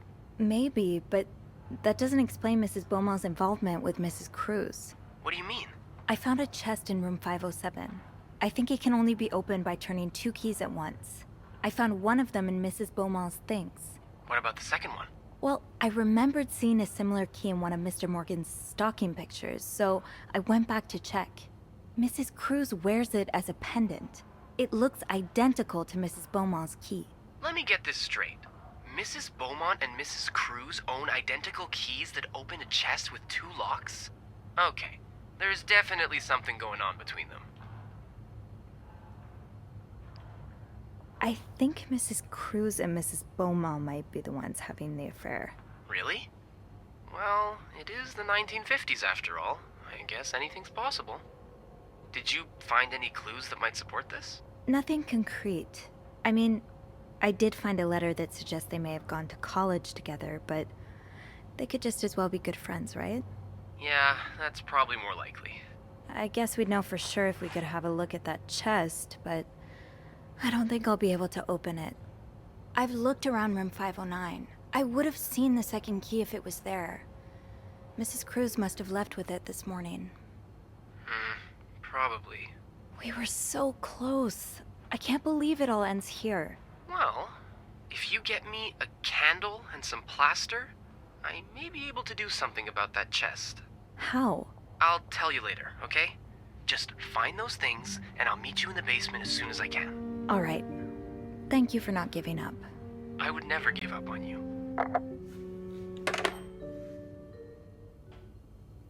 Plaster and candles.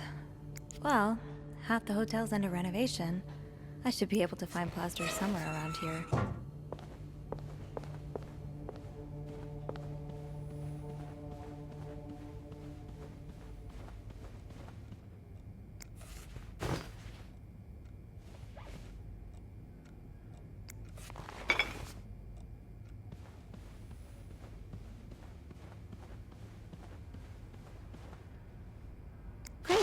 This takes care of half of this little scavenger hunt.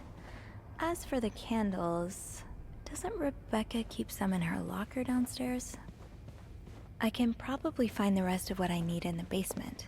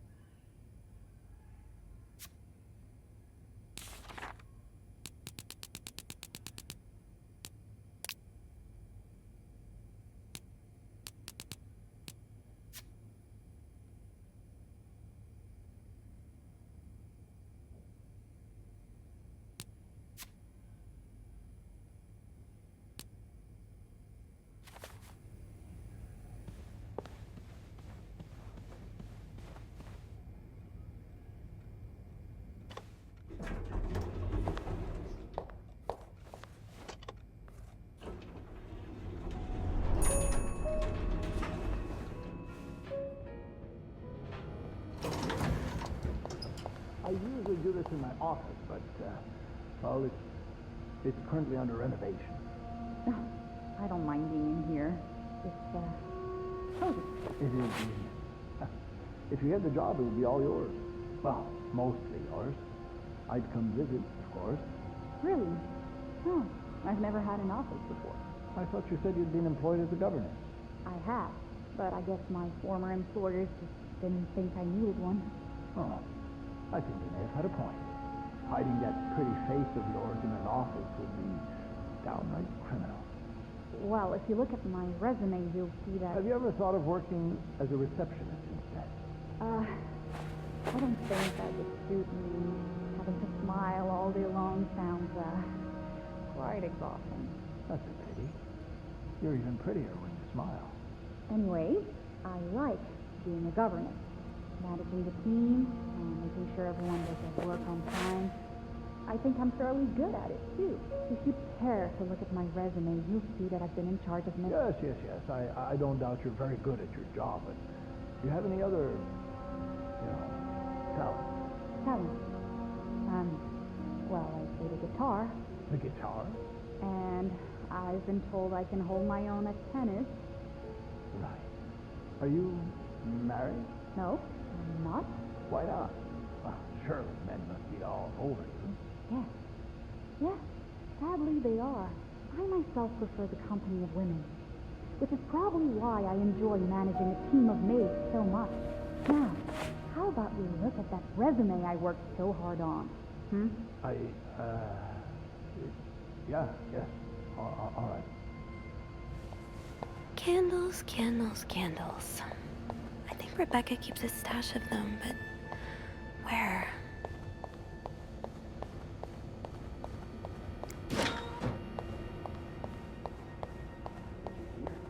Bernard just fired Linda. Yes, I've heard. I'm so sorry, Wendy.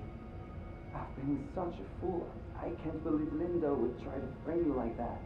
You can't? I mean, Yes, I can. That's what I'm trying to say. I should have believed you. Do you ever find it in your heart to forgive me? I don't know if I can. I understand. But I can try. Really? Oh, I love you so much.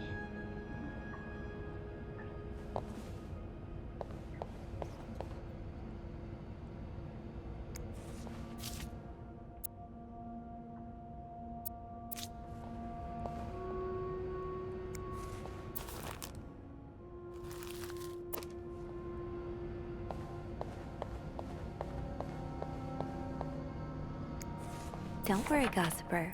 I'm coming back to you. I still haven't learned all of Gracie Jones' secrets. This must be Andrew's current read. Or one of them, anyway.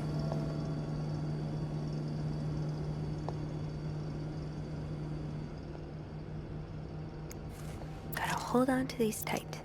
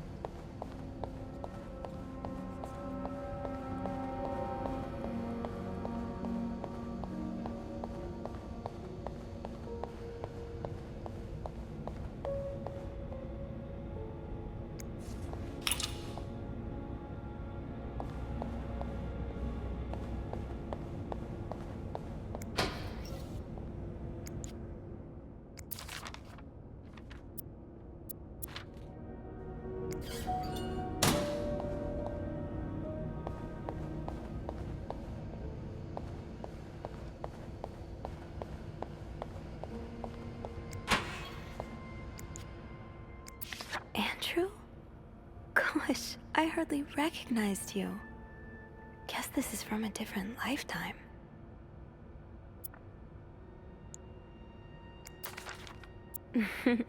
Figures that if you were going to break any rules, it'd be the ones about which books you can or cannot read.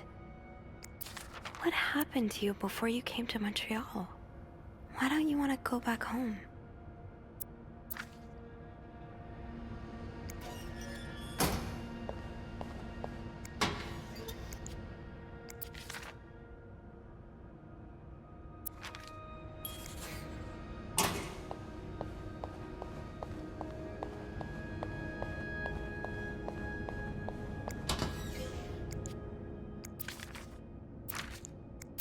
So you do have a stash of candles, but where is it?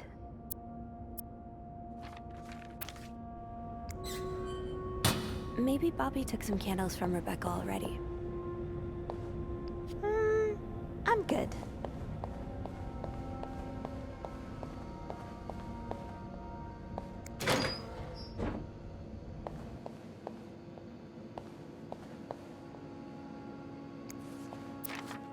Mr. VIP is really getting to Bobby.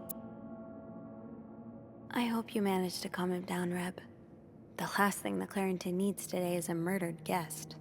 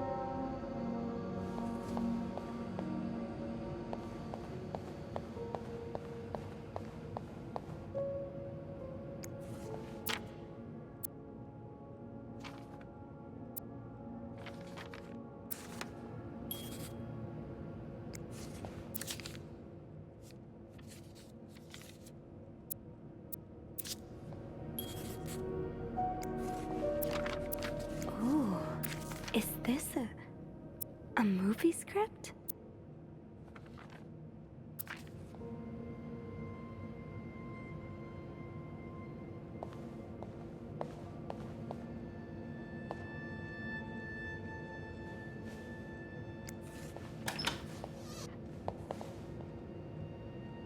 Got a candle. Now, what next?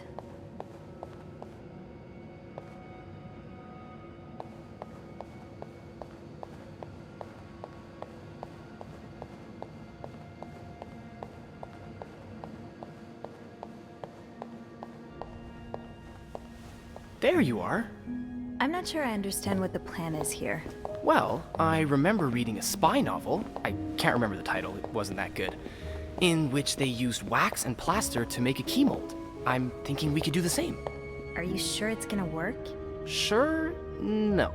In the novel, they used a special kind of wax, not candle wax. But I think it's worth a shot. Yeah, you're right. So let's do this, shall we?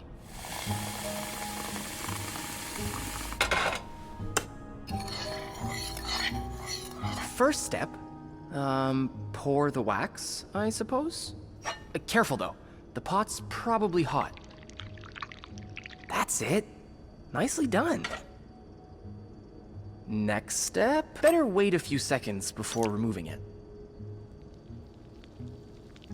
Looks good. Pretty sure you can take it out now. I think we're almost done. All that's left is to pour the plaster from the cup into the mold.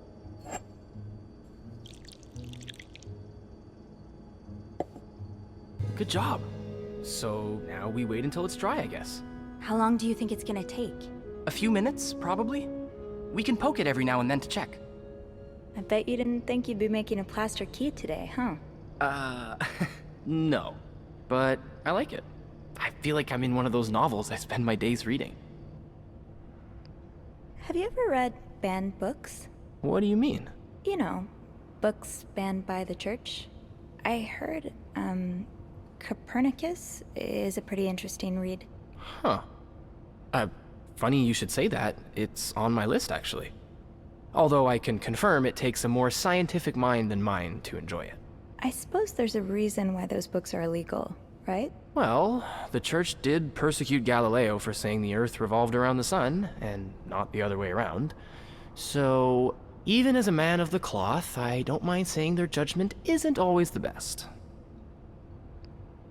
How do you get your hands on those books? It must be pretty hard. Well, if you know the right people in the right bookstores, you can get your hands on just about anything. It takes a lot of time and money, though. Sometimes these books come from halfway across the globe. Really? It must be so nice for writers to know their books travel around the world like that. Have you ever thought about being one? A writer? Oh, oh no. I'm terrible. So you've tried? I thought for a while it would be my true calling, but one of my roommates read my manuscript and assured me it wasn't for me. And what about you? Do you write? Not really. I mean, I have this journal in which I write about my day and stuff, you know? And sometimes I scribble down some story ideas, but I've never had the time to properly develop them. Hey, why don't you come over sometime? We could read each other's writing. What do you think? Okay, why not? Just promise not to laugh. I won't laugh at yours if you don't laugh at mine. But seriously, I'm sure you're underselling yourself. With all the things you see in guests' rooms, that brain of yours must be bursting with great ideas. Maybe. We'll see. Oh, look. I think our key double is dry and ready to go. I can't believe it worked. I could not have done this without you. Well, I'm glad I was able to be of some help. I should get back upstairs, though. I've been gone far too long already. Let me know how it goes with the key. Oh, and you should probably be careful when you turn it. Otherwise, it could break inside the lock. Yeah, I'll be careful. Thank you for everything. You're welcome, Sophie.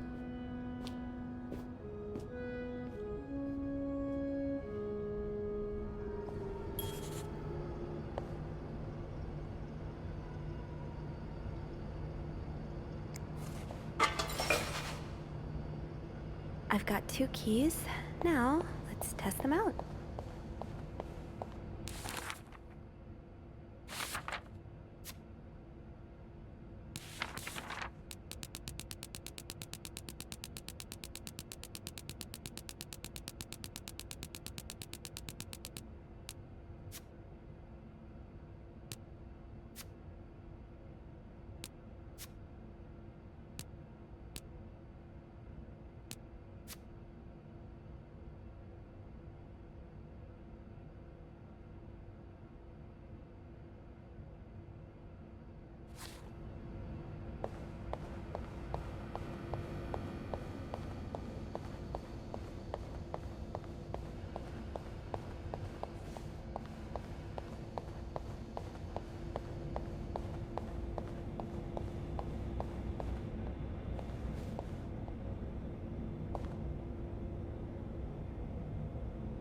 It's locked.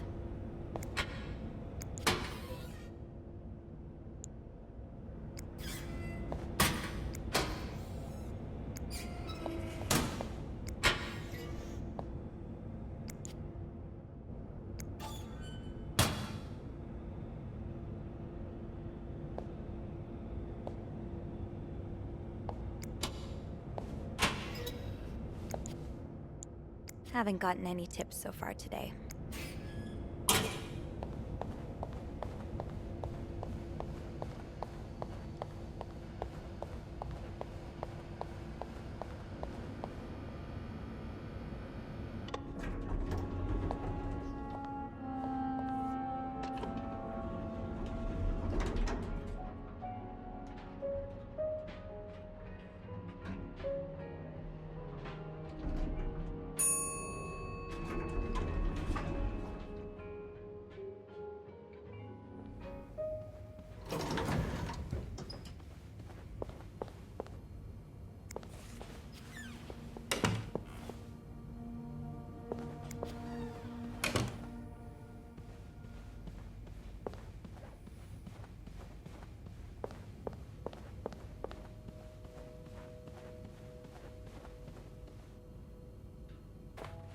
Be careful, Sophie.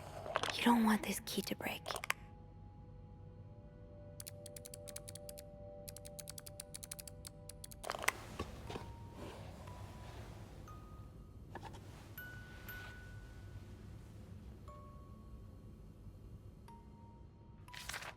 Unlike my favorite bar, this one was black. Her alliterative name will surely take you back. These two sure love their riddles.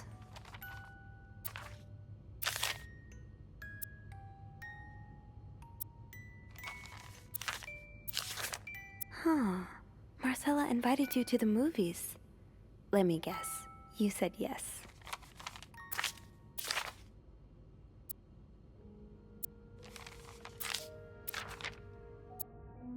Doris Day. That's an alliteration, isn't it? Doris. I-S.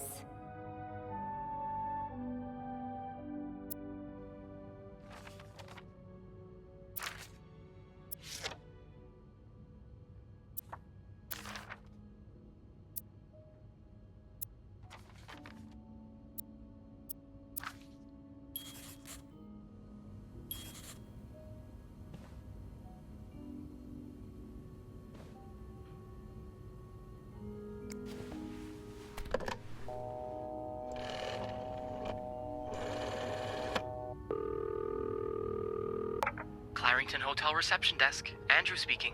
Hey, Andrew. Got a minute? I always have time for you.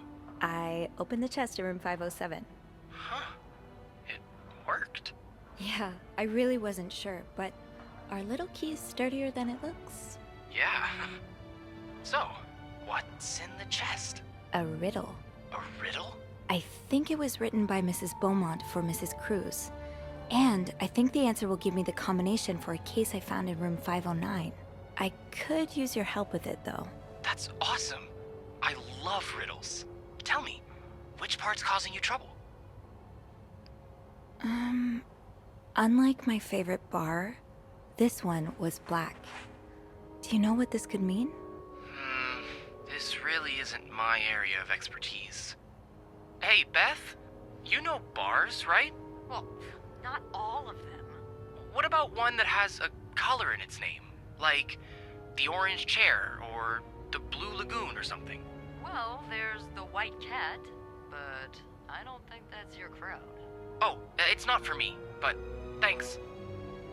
Did you get that, Sophie? Yeah, I did.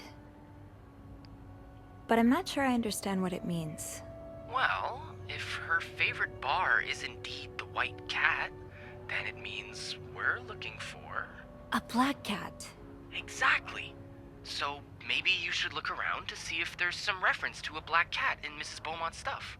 Okay, I will. Is there anything else? Here's another one. Her alliterative name will surely take you back. Intriguing. Yeah, I'm not sure what alliterative means. Oh, It's a series of words that start with the same sound or letters, like perpetual peril. Does that help you? I think I know what to do. Of course you do. Anything else I can help you with? No, that's all. Thank you. My pleasure. I'm just glad I could finally put my riddle-solving skills to good use. Call me when you've opened that case. You know I will.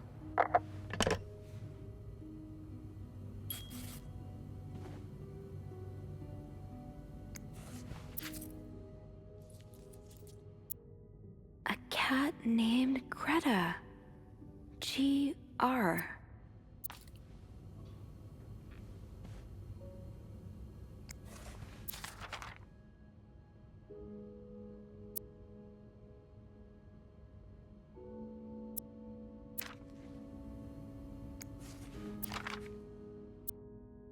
Doris Day.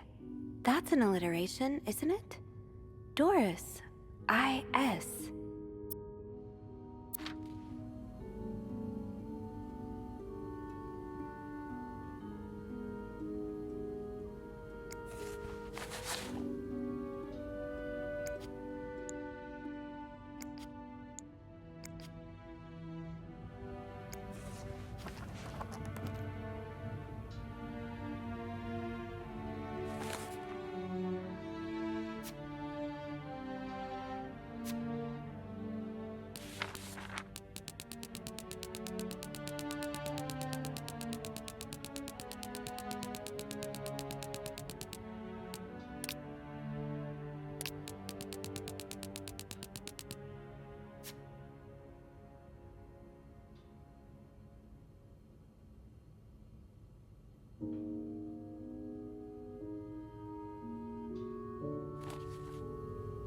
So, GR from Greta and IS from Doris. Gree? Could that be the code for the case on the bed in 509? It's worth a try.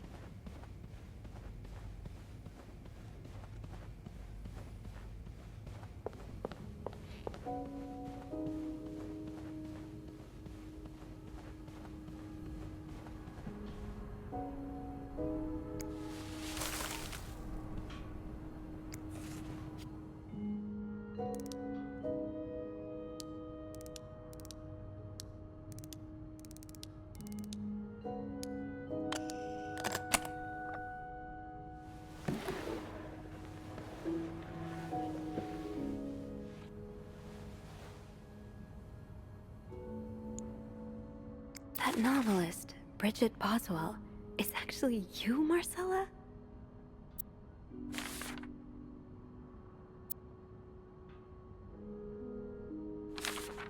Oh, Anne. Murder might be a bit much, but you deserve some kind of justice.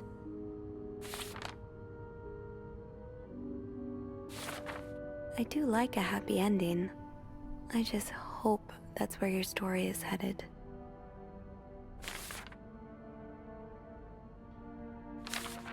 Oh, so you came to Montreal under the pretense of celebrating your wedding anniversary, but all along, you meant to reunite with Anne.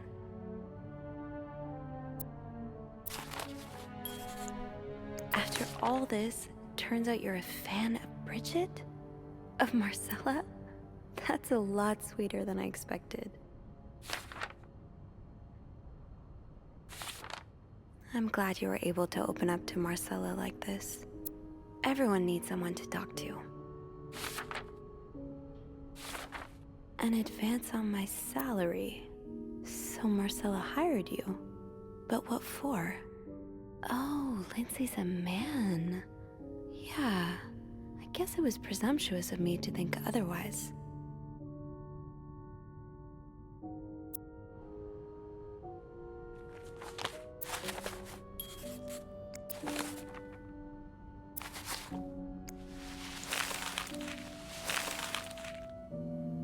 So this was all a story about star-crossed lovers, with the lovers in question being Mrs. Beaumont and Mrs. Cruz? Seems like it, yeah. But I'm not sure whether they chose to meet here just to reconnect for a few days, or if there's something more to it. Actually, I think I can help with that. Really? How? Well, some mail just arrived here for Mrs. Beaumont. I wonder what's in it. Me too. Should we open it?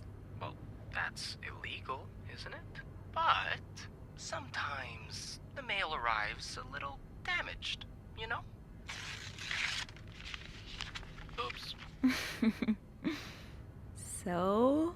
It's a tourism pamphlet for California and 3 train tickets. What do you think this means? I'd say Anne and Marcella are probably planning to run away from their husbands. Those train tickets must be for them and Michael. So you're on a first-name basis now, huh? Well, after reading so much of their correspondence, I kind of feel like I know them, you know? Yeah, like characters in a book. I have to say, though, I'm still a bit confused as to how Paul fits into all of this. I think Marcella hired him. I found some letters Paul wrote to her. He said that her proposition took him by surprise, and that he'd need an advance on his salary. What would she hire him for, though? I'm not sure. I didn't find the letter he was replying to. And why did he have those pictures of you? We'll probably never know. I think the trail ends here. I guess investigations in real life always have some loose ends. I was kinda hoping we'd have this big third act reveal, to be honest. At least it made our day pretty interesting. That's for sure. It helped me understand you better, too. Oh? Why you snoop, I mean. Piecing together people's stories, learning what makes them tick. It makes you realize we may have more in common than it seems. You're right. Which is why the next story I'd like to learn is yours, Andrew. Oh? Am I gonna find you snooping through my apartment next? No. I would love to share my story with you, Sophie. You're the first person in a long time who's made me feel like I can. Would you come and see me when your shift ends? We could leave together, if you'd like. Sure. If we're able to. With all that snow, I'm thinking maybe we'll have no choice but to spend the night here. I guess that wouldn't be so bad. We could set up a pillow fort on the mezzanine. A pillow fort? We do work in a hotel, you know. There are actual beds here. Oh, I wouldn't be sleeping. I've got a reading list the size of the Eiffel Tower. This would be the perfect chance to put a dent in it. That does sound like fun. I could bring my magazines and, ooh, maybe light some of Rebecca's candles. Now I kinda hope we do get stuck here.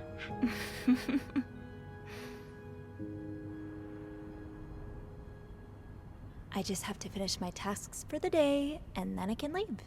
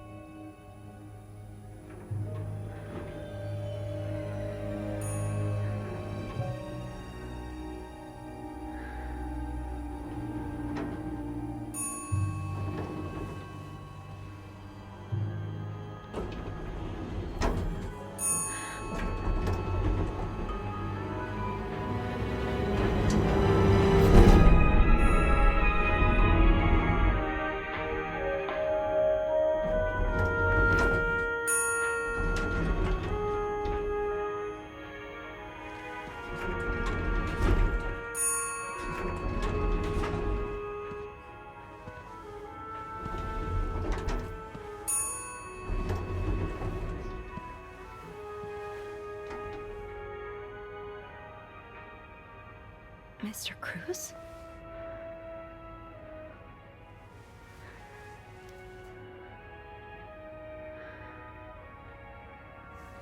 Mr. Cruz. Oh God. Oh God. What happened? Mr. Cruz's life insurance policy. Why did he have this on him? Marcella? Okay, let's not jump to conclusions.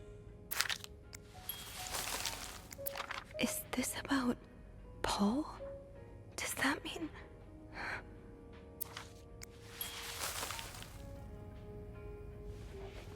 I should try to...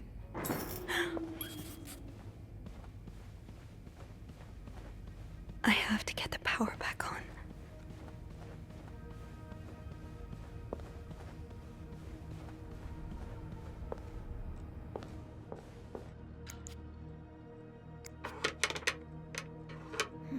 It's too big. I guess I'll need something pointier. Maybe an ice pick could pry open the fuse box.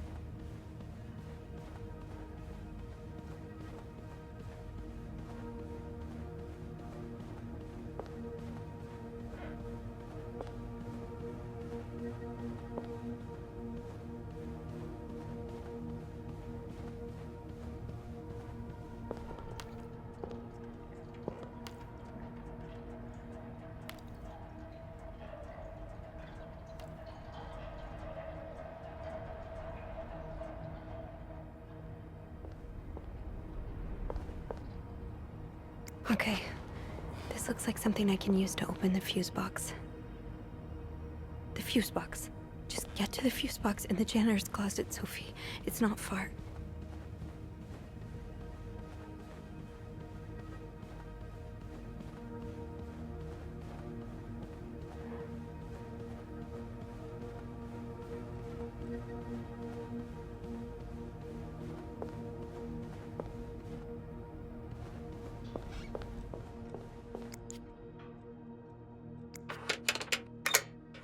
That worked, thank God. Now, to get the power back. Eugene, what I would give to have you with me right now.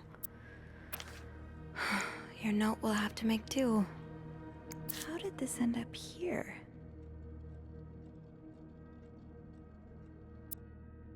Not much use without the rest of the code. Unless those numbers I found in the laundry room, could they be part of the same combination?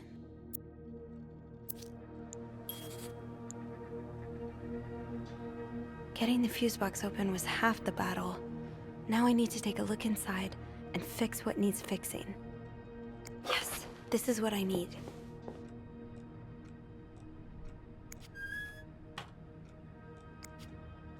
I don't think there's anything here that would help me.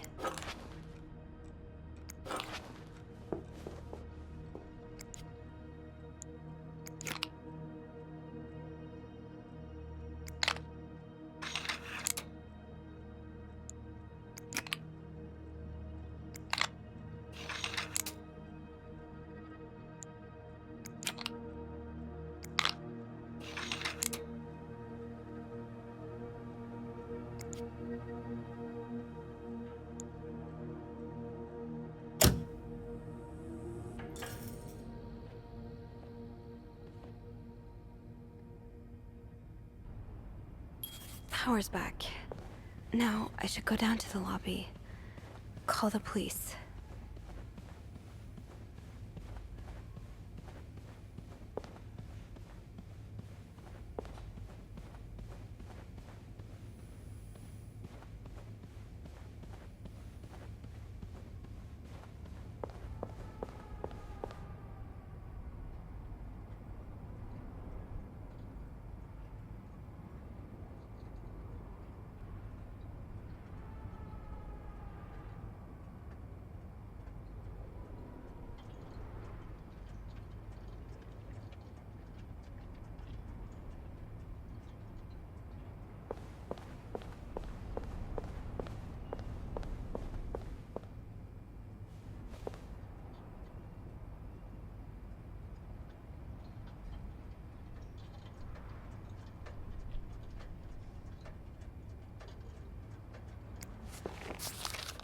Poor Paul.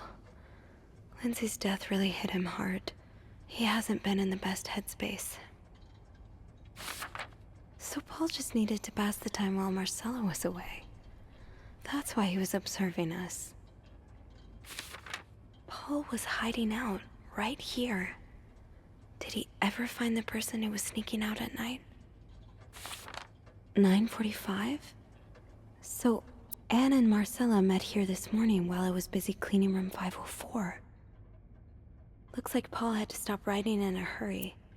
What happened? I was listening to the radio at the time. Did the music drown out the noise? Oh, so Paul's work with Marcella was to follow her around like a private investigator, to help her with research for her novel. Paul really got into his role. He followed Marcella to Montreal even though she was done with her research.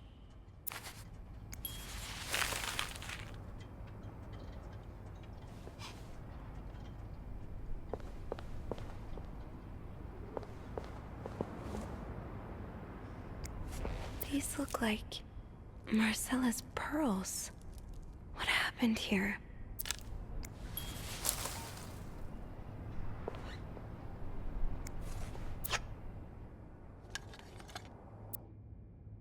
A.B.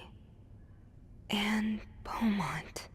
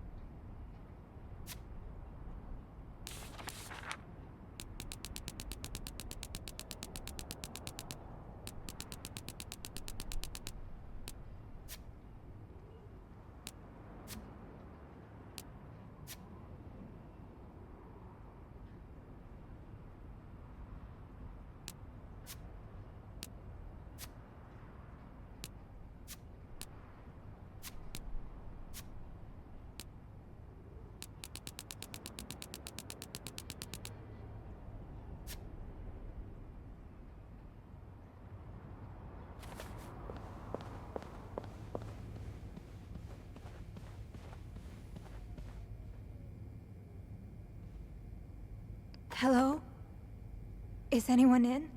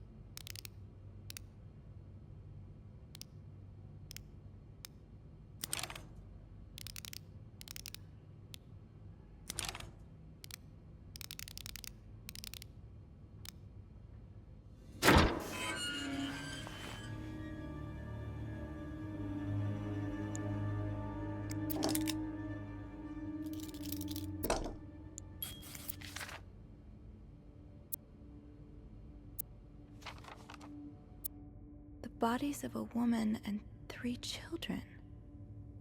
3 children? Huh.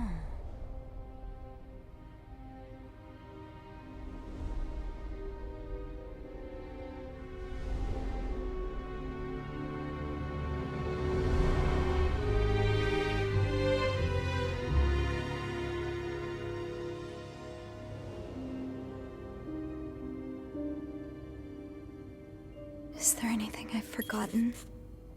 Once I leave this floor, I probably won't be able to come back.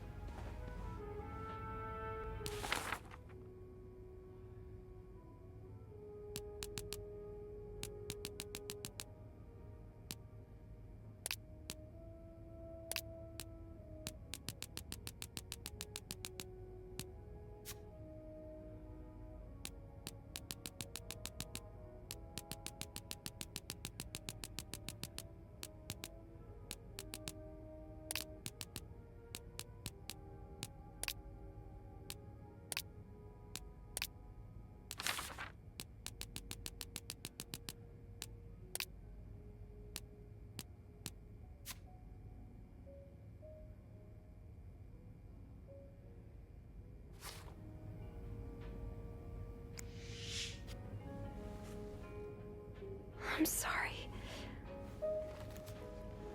I'm sorry. I'm so sorry.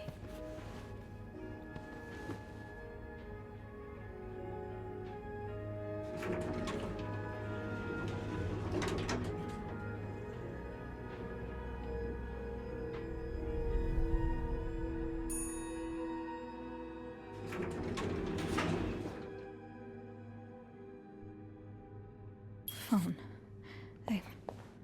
I need a phone.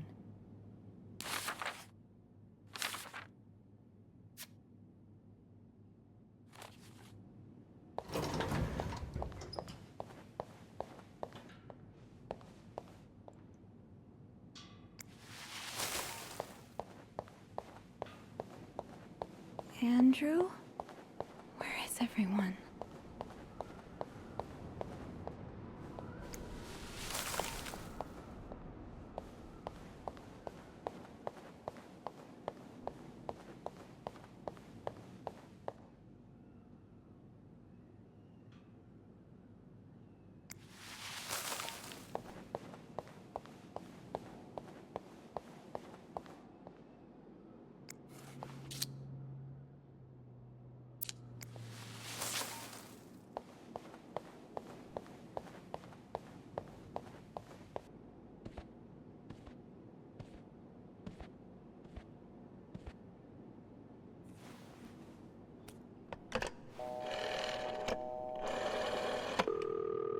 Montreal Police Service, Station 22.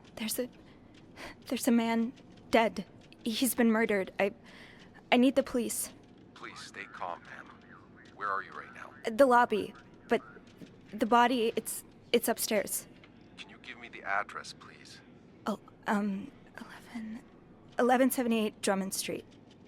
All right, ma'am. Officers are on their way. Thank you.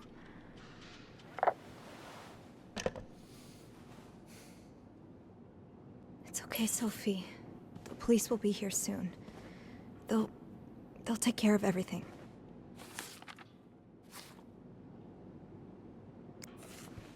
So Anne and Marcella really are planning to run off together.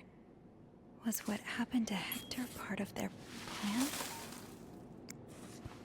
Is this the brochure Andrew was talking about? The one that came in the mail for Anne? The West Coast. That's about as far from Montreal as you can get without crossing an ocean.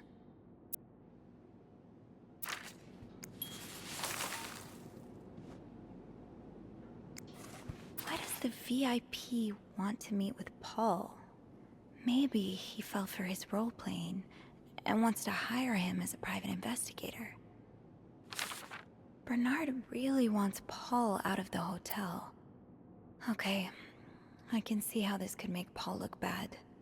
But it's obvious Bernard cares more about the hotel's reputation than the guests' well-being.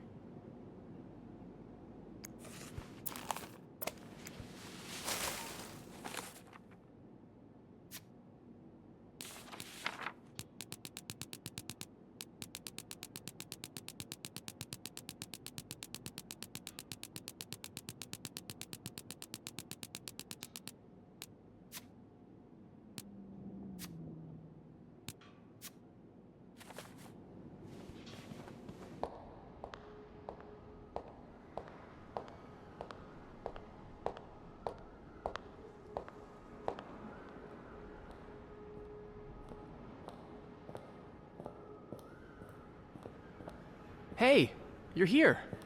I've tried restoring the power, but I think Eugene's the only one with the key to the fuse box, and Sophie? Don't worry, I'll find a way to bring the lights back on. Hey, you look a bit pale. Is everything okay? I found Mr. Cruz. Hector. He's back? How's he taking that whole thing with his wife? You don't understand. I found his body. He's dead, Andrew. Jesus. Maybe you need to sit down, huh?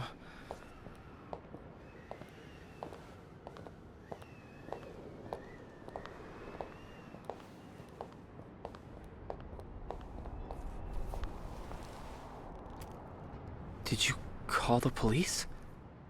Yeah, They're on their way. What happened? Was he sick or something? No, I don't think so. Someone did this to him. You mean... Jesus. Do you think it could be Paul? What about Anne and Marcella? Their affair is a pretty good motive. I also found a letter from one of Hector's customers. He seemed really angry. I guess it could be him as well. The police will want to ask you a lot of questions. You may want to be careful about what you tell them. With Paul's history of mental illness, there's a good chance they'll suspect him even if he didn't do it. I think I know what you mean. Some people seem to assume that spending time in a psychiatric hospital means you're a murderous psychopath. Yeah, they really do. But wait, how do you know about Paul's mental illness? I don't remember mentioning it to you. Oh, look, I really should have told you before. It's just, when I was 19, I studied to be a priest. But I felt so lost. I couldn't enjoy the things I used to like. I could barely get myself out of bed. So I ended up going to a psychiatric hospital. The same one as Paul, I suppose. The doctors, they helped me get back on my feet. But when I returned to my hometown, it was like I had become a complete stranger. My mother kept telling me I was making it worse in my head, but I swear, people were changing sidewalks when they saw me, looking at me as if I was this dangerous creature all of a sudden. That's why I didn't tell you. I was afraid you'd look at me like they did. I'm sorry. You don't have to be sorry. I understand. You do? You know how I tell everyone that my mom's sick, bedridden? Well, it's true, but I always leave out the part about her illness not being physical. I'm ashamed of the truth. So even though I don't know exactly what you went through, I can understand. Thank you for telling me. I know it's not an easy thing to talk about, but if you ever want to talk about your mom, I'm here. They're here. Promise me you'll be careful with the information you share. Yeah, of course.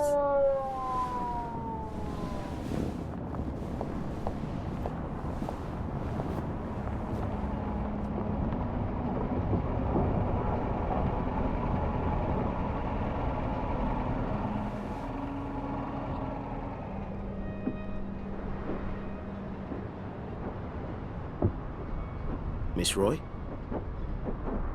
Miss Roy? Miss Roy! Oh, sorry. I was distracted. I really need you to focus right now. I don't want to be here all night, and I'm sure you don't either. No, I don't. So, as I was saying, we're trying to ascertain the circumstances of Mr. Cruz's death. Can you tell me how you came to find the body? I was cleaning room 509 when I heard the elevator bell ring. Again and again and again. I thought maybe a child was playing with the doors, so I went out in the corridor, and that's when I saw him. All the blood and... Why was the elevator bell ringing? I'm sorry? You said you heard the elevator bell ring. Why was it ringing? I assume it wasn't a child after all. Well, Mr. Cruz's body was preventing the doors from closing. Really? When we found the body, it wasn't that close to the doors. Oh, the stairs are blocked because of the renovations, so the elevator's the only way out of the 5th floor. I had no choice but to move the body. Just a little. Ah, so that explains the traces we found. Thank you for clearing that up. So, what did you do after that? Well, that's when the power cut. So I had to go to the janitor's closet. To access the fuse box. Exactly. I changed a few fuses and turned the power back on. But there's a lock on that box, isn't there? Did you have the key? No, I didn't. Only Eugene does. But I thought an ice pick might do the trick, so I went to the ice machine to get one. You're a size 7, I suppose. Yes, I am. Why? What did you see when you went to the ice machine? There was blood. A lot of it. Did you touch anything? I might have touched a few things. Just to figure out what had happened to Mr. Cruz. Of course you did. Why so many witnesses can't help but compromise the evidence is just beyond me. Anyway, what did you do after restoring the power? I took the elevator down to the lobby. That's where I called the police. Do you remember what you said to the operator? The exact words. No, I'm afraid I don't. You said, there's a man dead. He's been murdered. That's possible. What makes you so sure it was murder? Well, I know about Mr. Cruz's angry customer. The one who sent him death threats. Oh, yes, we found those. But the customer in question lives back in Texas, so there's no way he could have killed Mr. Cruz. Actually, I think he may be staying at the hotel. Have you encountered him? No. In room 504, there's a guest who seems to be traveling alone. Yet, he has these 3 teddy bears in his room. Mr. Cruz's customer lost his 3 children in a fire, and these bears are slightly burnt. So... An interesting deduction. I'll look into that. But how do you even know about the death threats? Mr. Cruz told me the other day. Was he in the habit of talking about his personal life with hotel mates? I really can't say what his habits were, but he seemed to like me. Then maybe you'll be able to answer 1 or 2 of my questions. I'll do my best. We've learned from one of your colleagues that the victim had a fight with a guest named Mr. Spade. What can you tell me about him? I don't really know anything about him. He seems nice, though. That's not much to go on now, is it? I'm sorry. Let's try something else then. The victim's wife, Marcela Cruz. Apparently she left in quite a hurry this morning. What can you tell me about her? I don't know much. Only that she looks like a loving, caring wife. Really? That's odd, because we learned a lot about Mrs. Cruz when we went through her room. And let's just say that loving, caring wife are not the first words that would come to mind. Oh?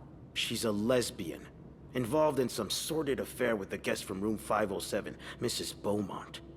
Have you ever witnessed them engaging in immoral behavior? What do you mean? I'm asking if you've seen them being, intimate. No, I haven't. No. And did you hear them discuss their deviant ways in front of Mrs. Beaumont's son, perhaps? Imagine what kind of effect such perversion can have on a young child. No, I didn't hear anything. Did you hear them express their hatred of men? Did they ever talk about using violence against men? Did you hear them speak ill of Mr. Cruz?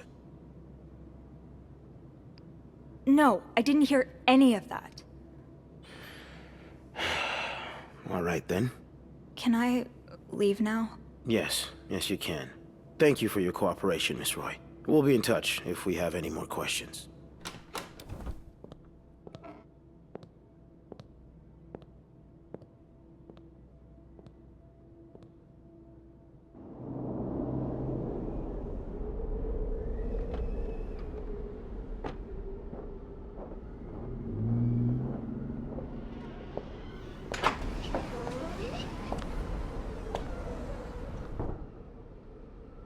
Bernard was strangely chipper on the phone. That can't be a good sign. I guess I'll know soon enough. Let's go see what Bernard wants. The atmosphere is so different in here. Will it ever feel like it used to?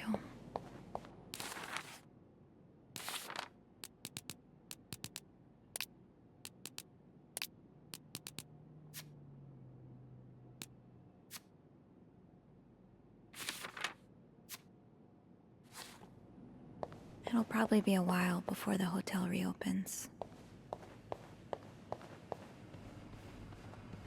I'll go empty my locker. Andrew! Hey. Are you okay? I've just been fired. What? No, It's okay. I just need some time to process it. I'll be on the mezzanine if you want to join me afterwards. Yeah. Yeah, okay.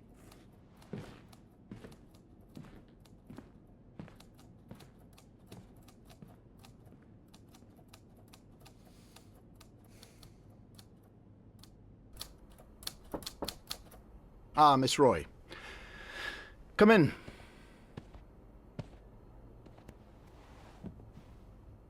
I suppose you know why you're here? I would guess it has something to do with the murder. Well, you'd be right about that.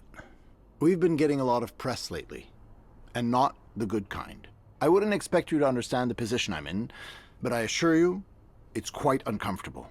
To have one's life's work blown away like that. All thanks to some sexual deviance. It's obvious to me now that I haven't been firm enough. For guests of such morals to be comfortable booking a few nights here and committing such a horrid act? Things need to change.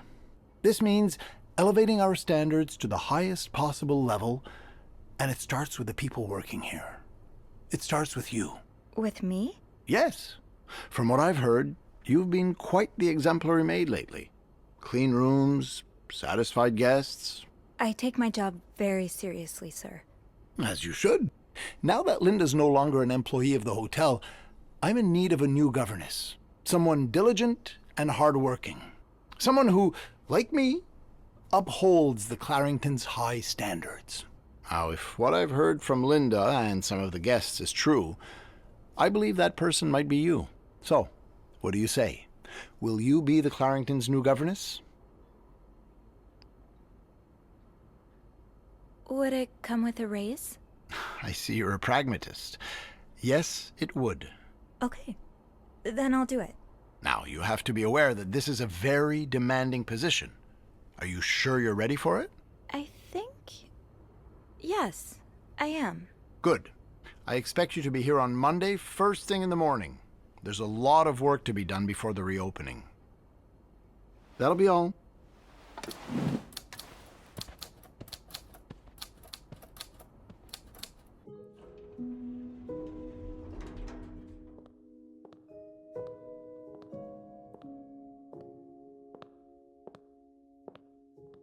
Hey. Hey. What a week. You don't say. So what did Bernard want with you? He offered me Linda's job. Wow. Congratulations. It's too bad I won't get to see your leadership skills in action. I'm so sorry. It's not your fault. I know, but it's so unfair that I get promoted while you lose your job. Don't feel bad about it. You need it more than I do. Did Bernard say why he was firing you? Well, I told him about my time at the psychiatric hospital. Really? Yeah. He said that didn't fit with the hotel's standards and showed me the door. So, what's next for you? I think I'd like to be my own boss. No more Bernard looking over my shoulder. I've had this dream for a while of maybe opening a bookstore. I can't say I'm surprised. It just makes so much sense. I'd be able to combine the two things I love most, reading books and helping people. Granted, helping people find books is a far cry from helping them find God, but...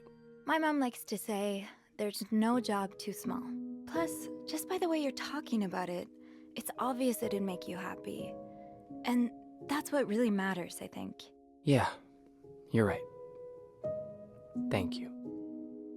I'm really glad I have you in my life. Me too.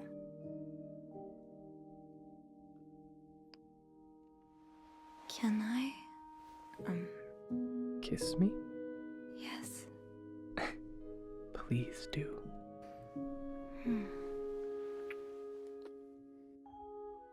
That was... Yeah, it was.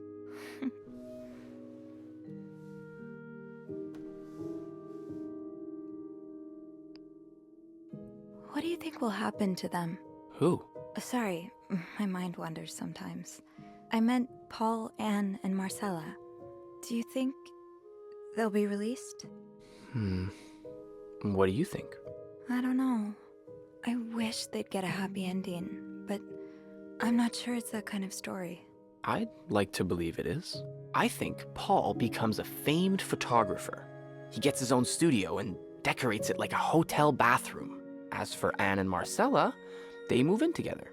But they keep leaving each other notes in the vents. You know, for old time's sake. I like it. Maybe you should write that. Maybe I will.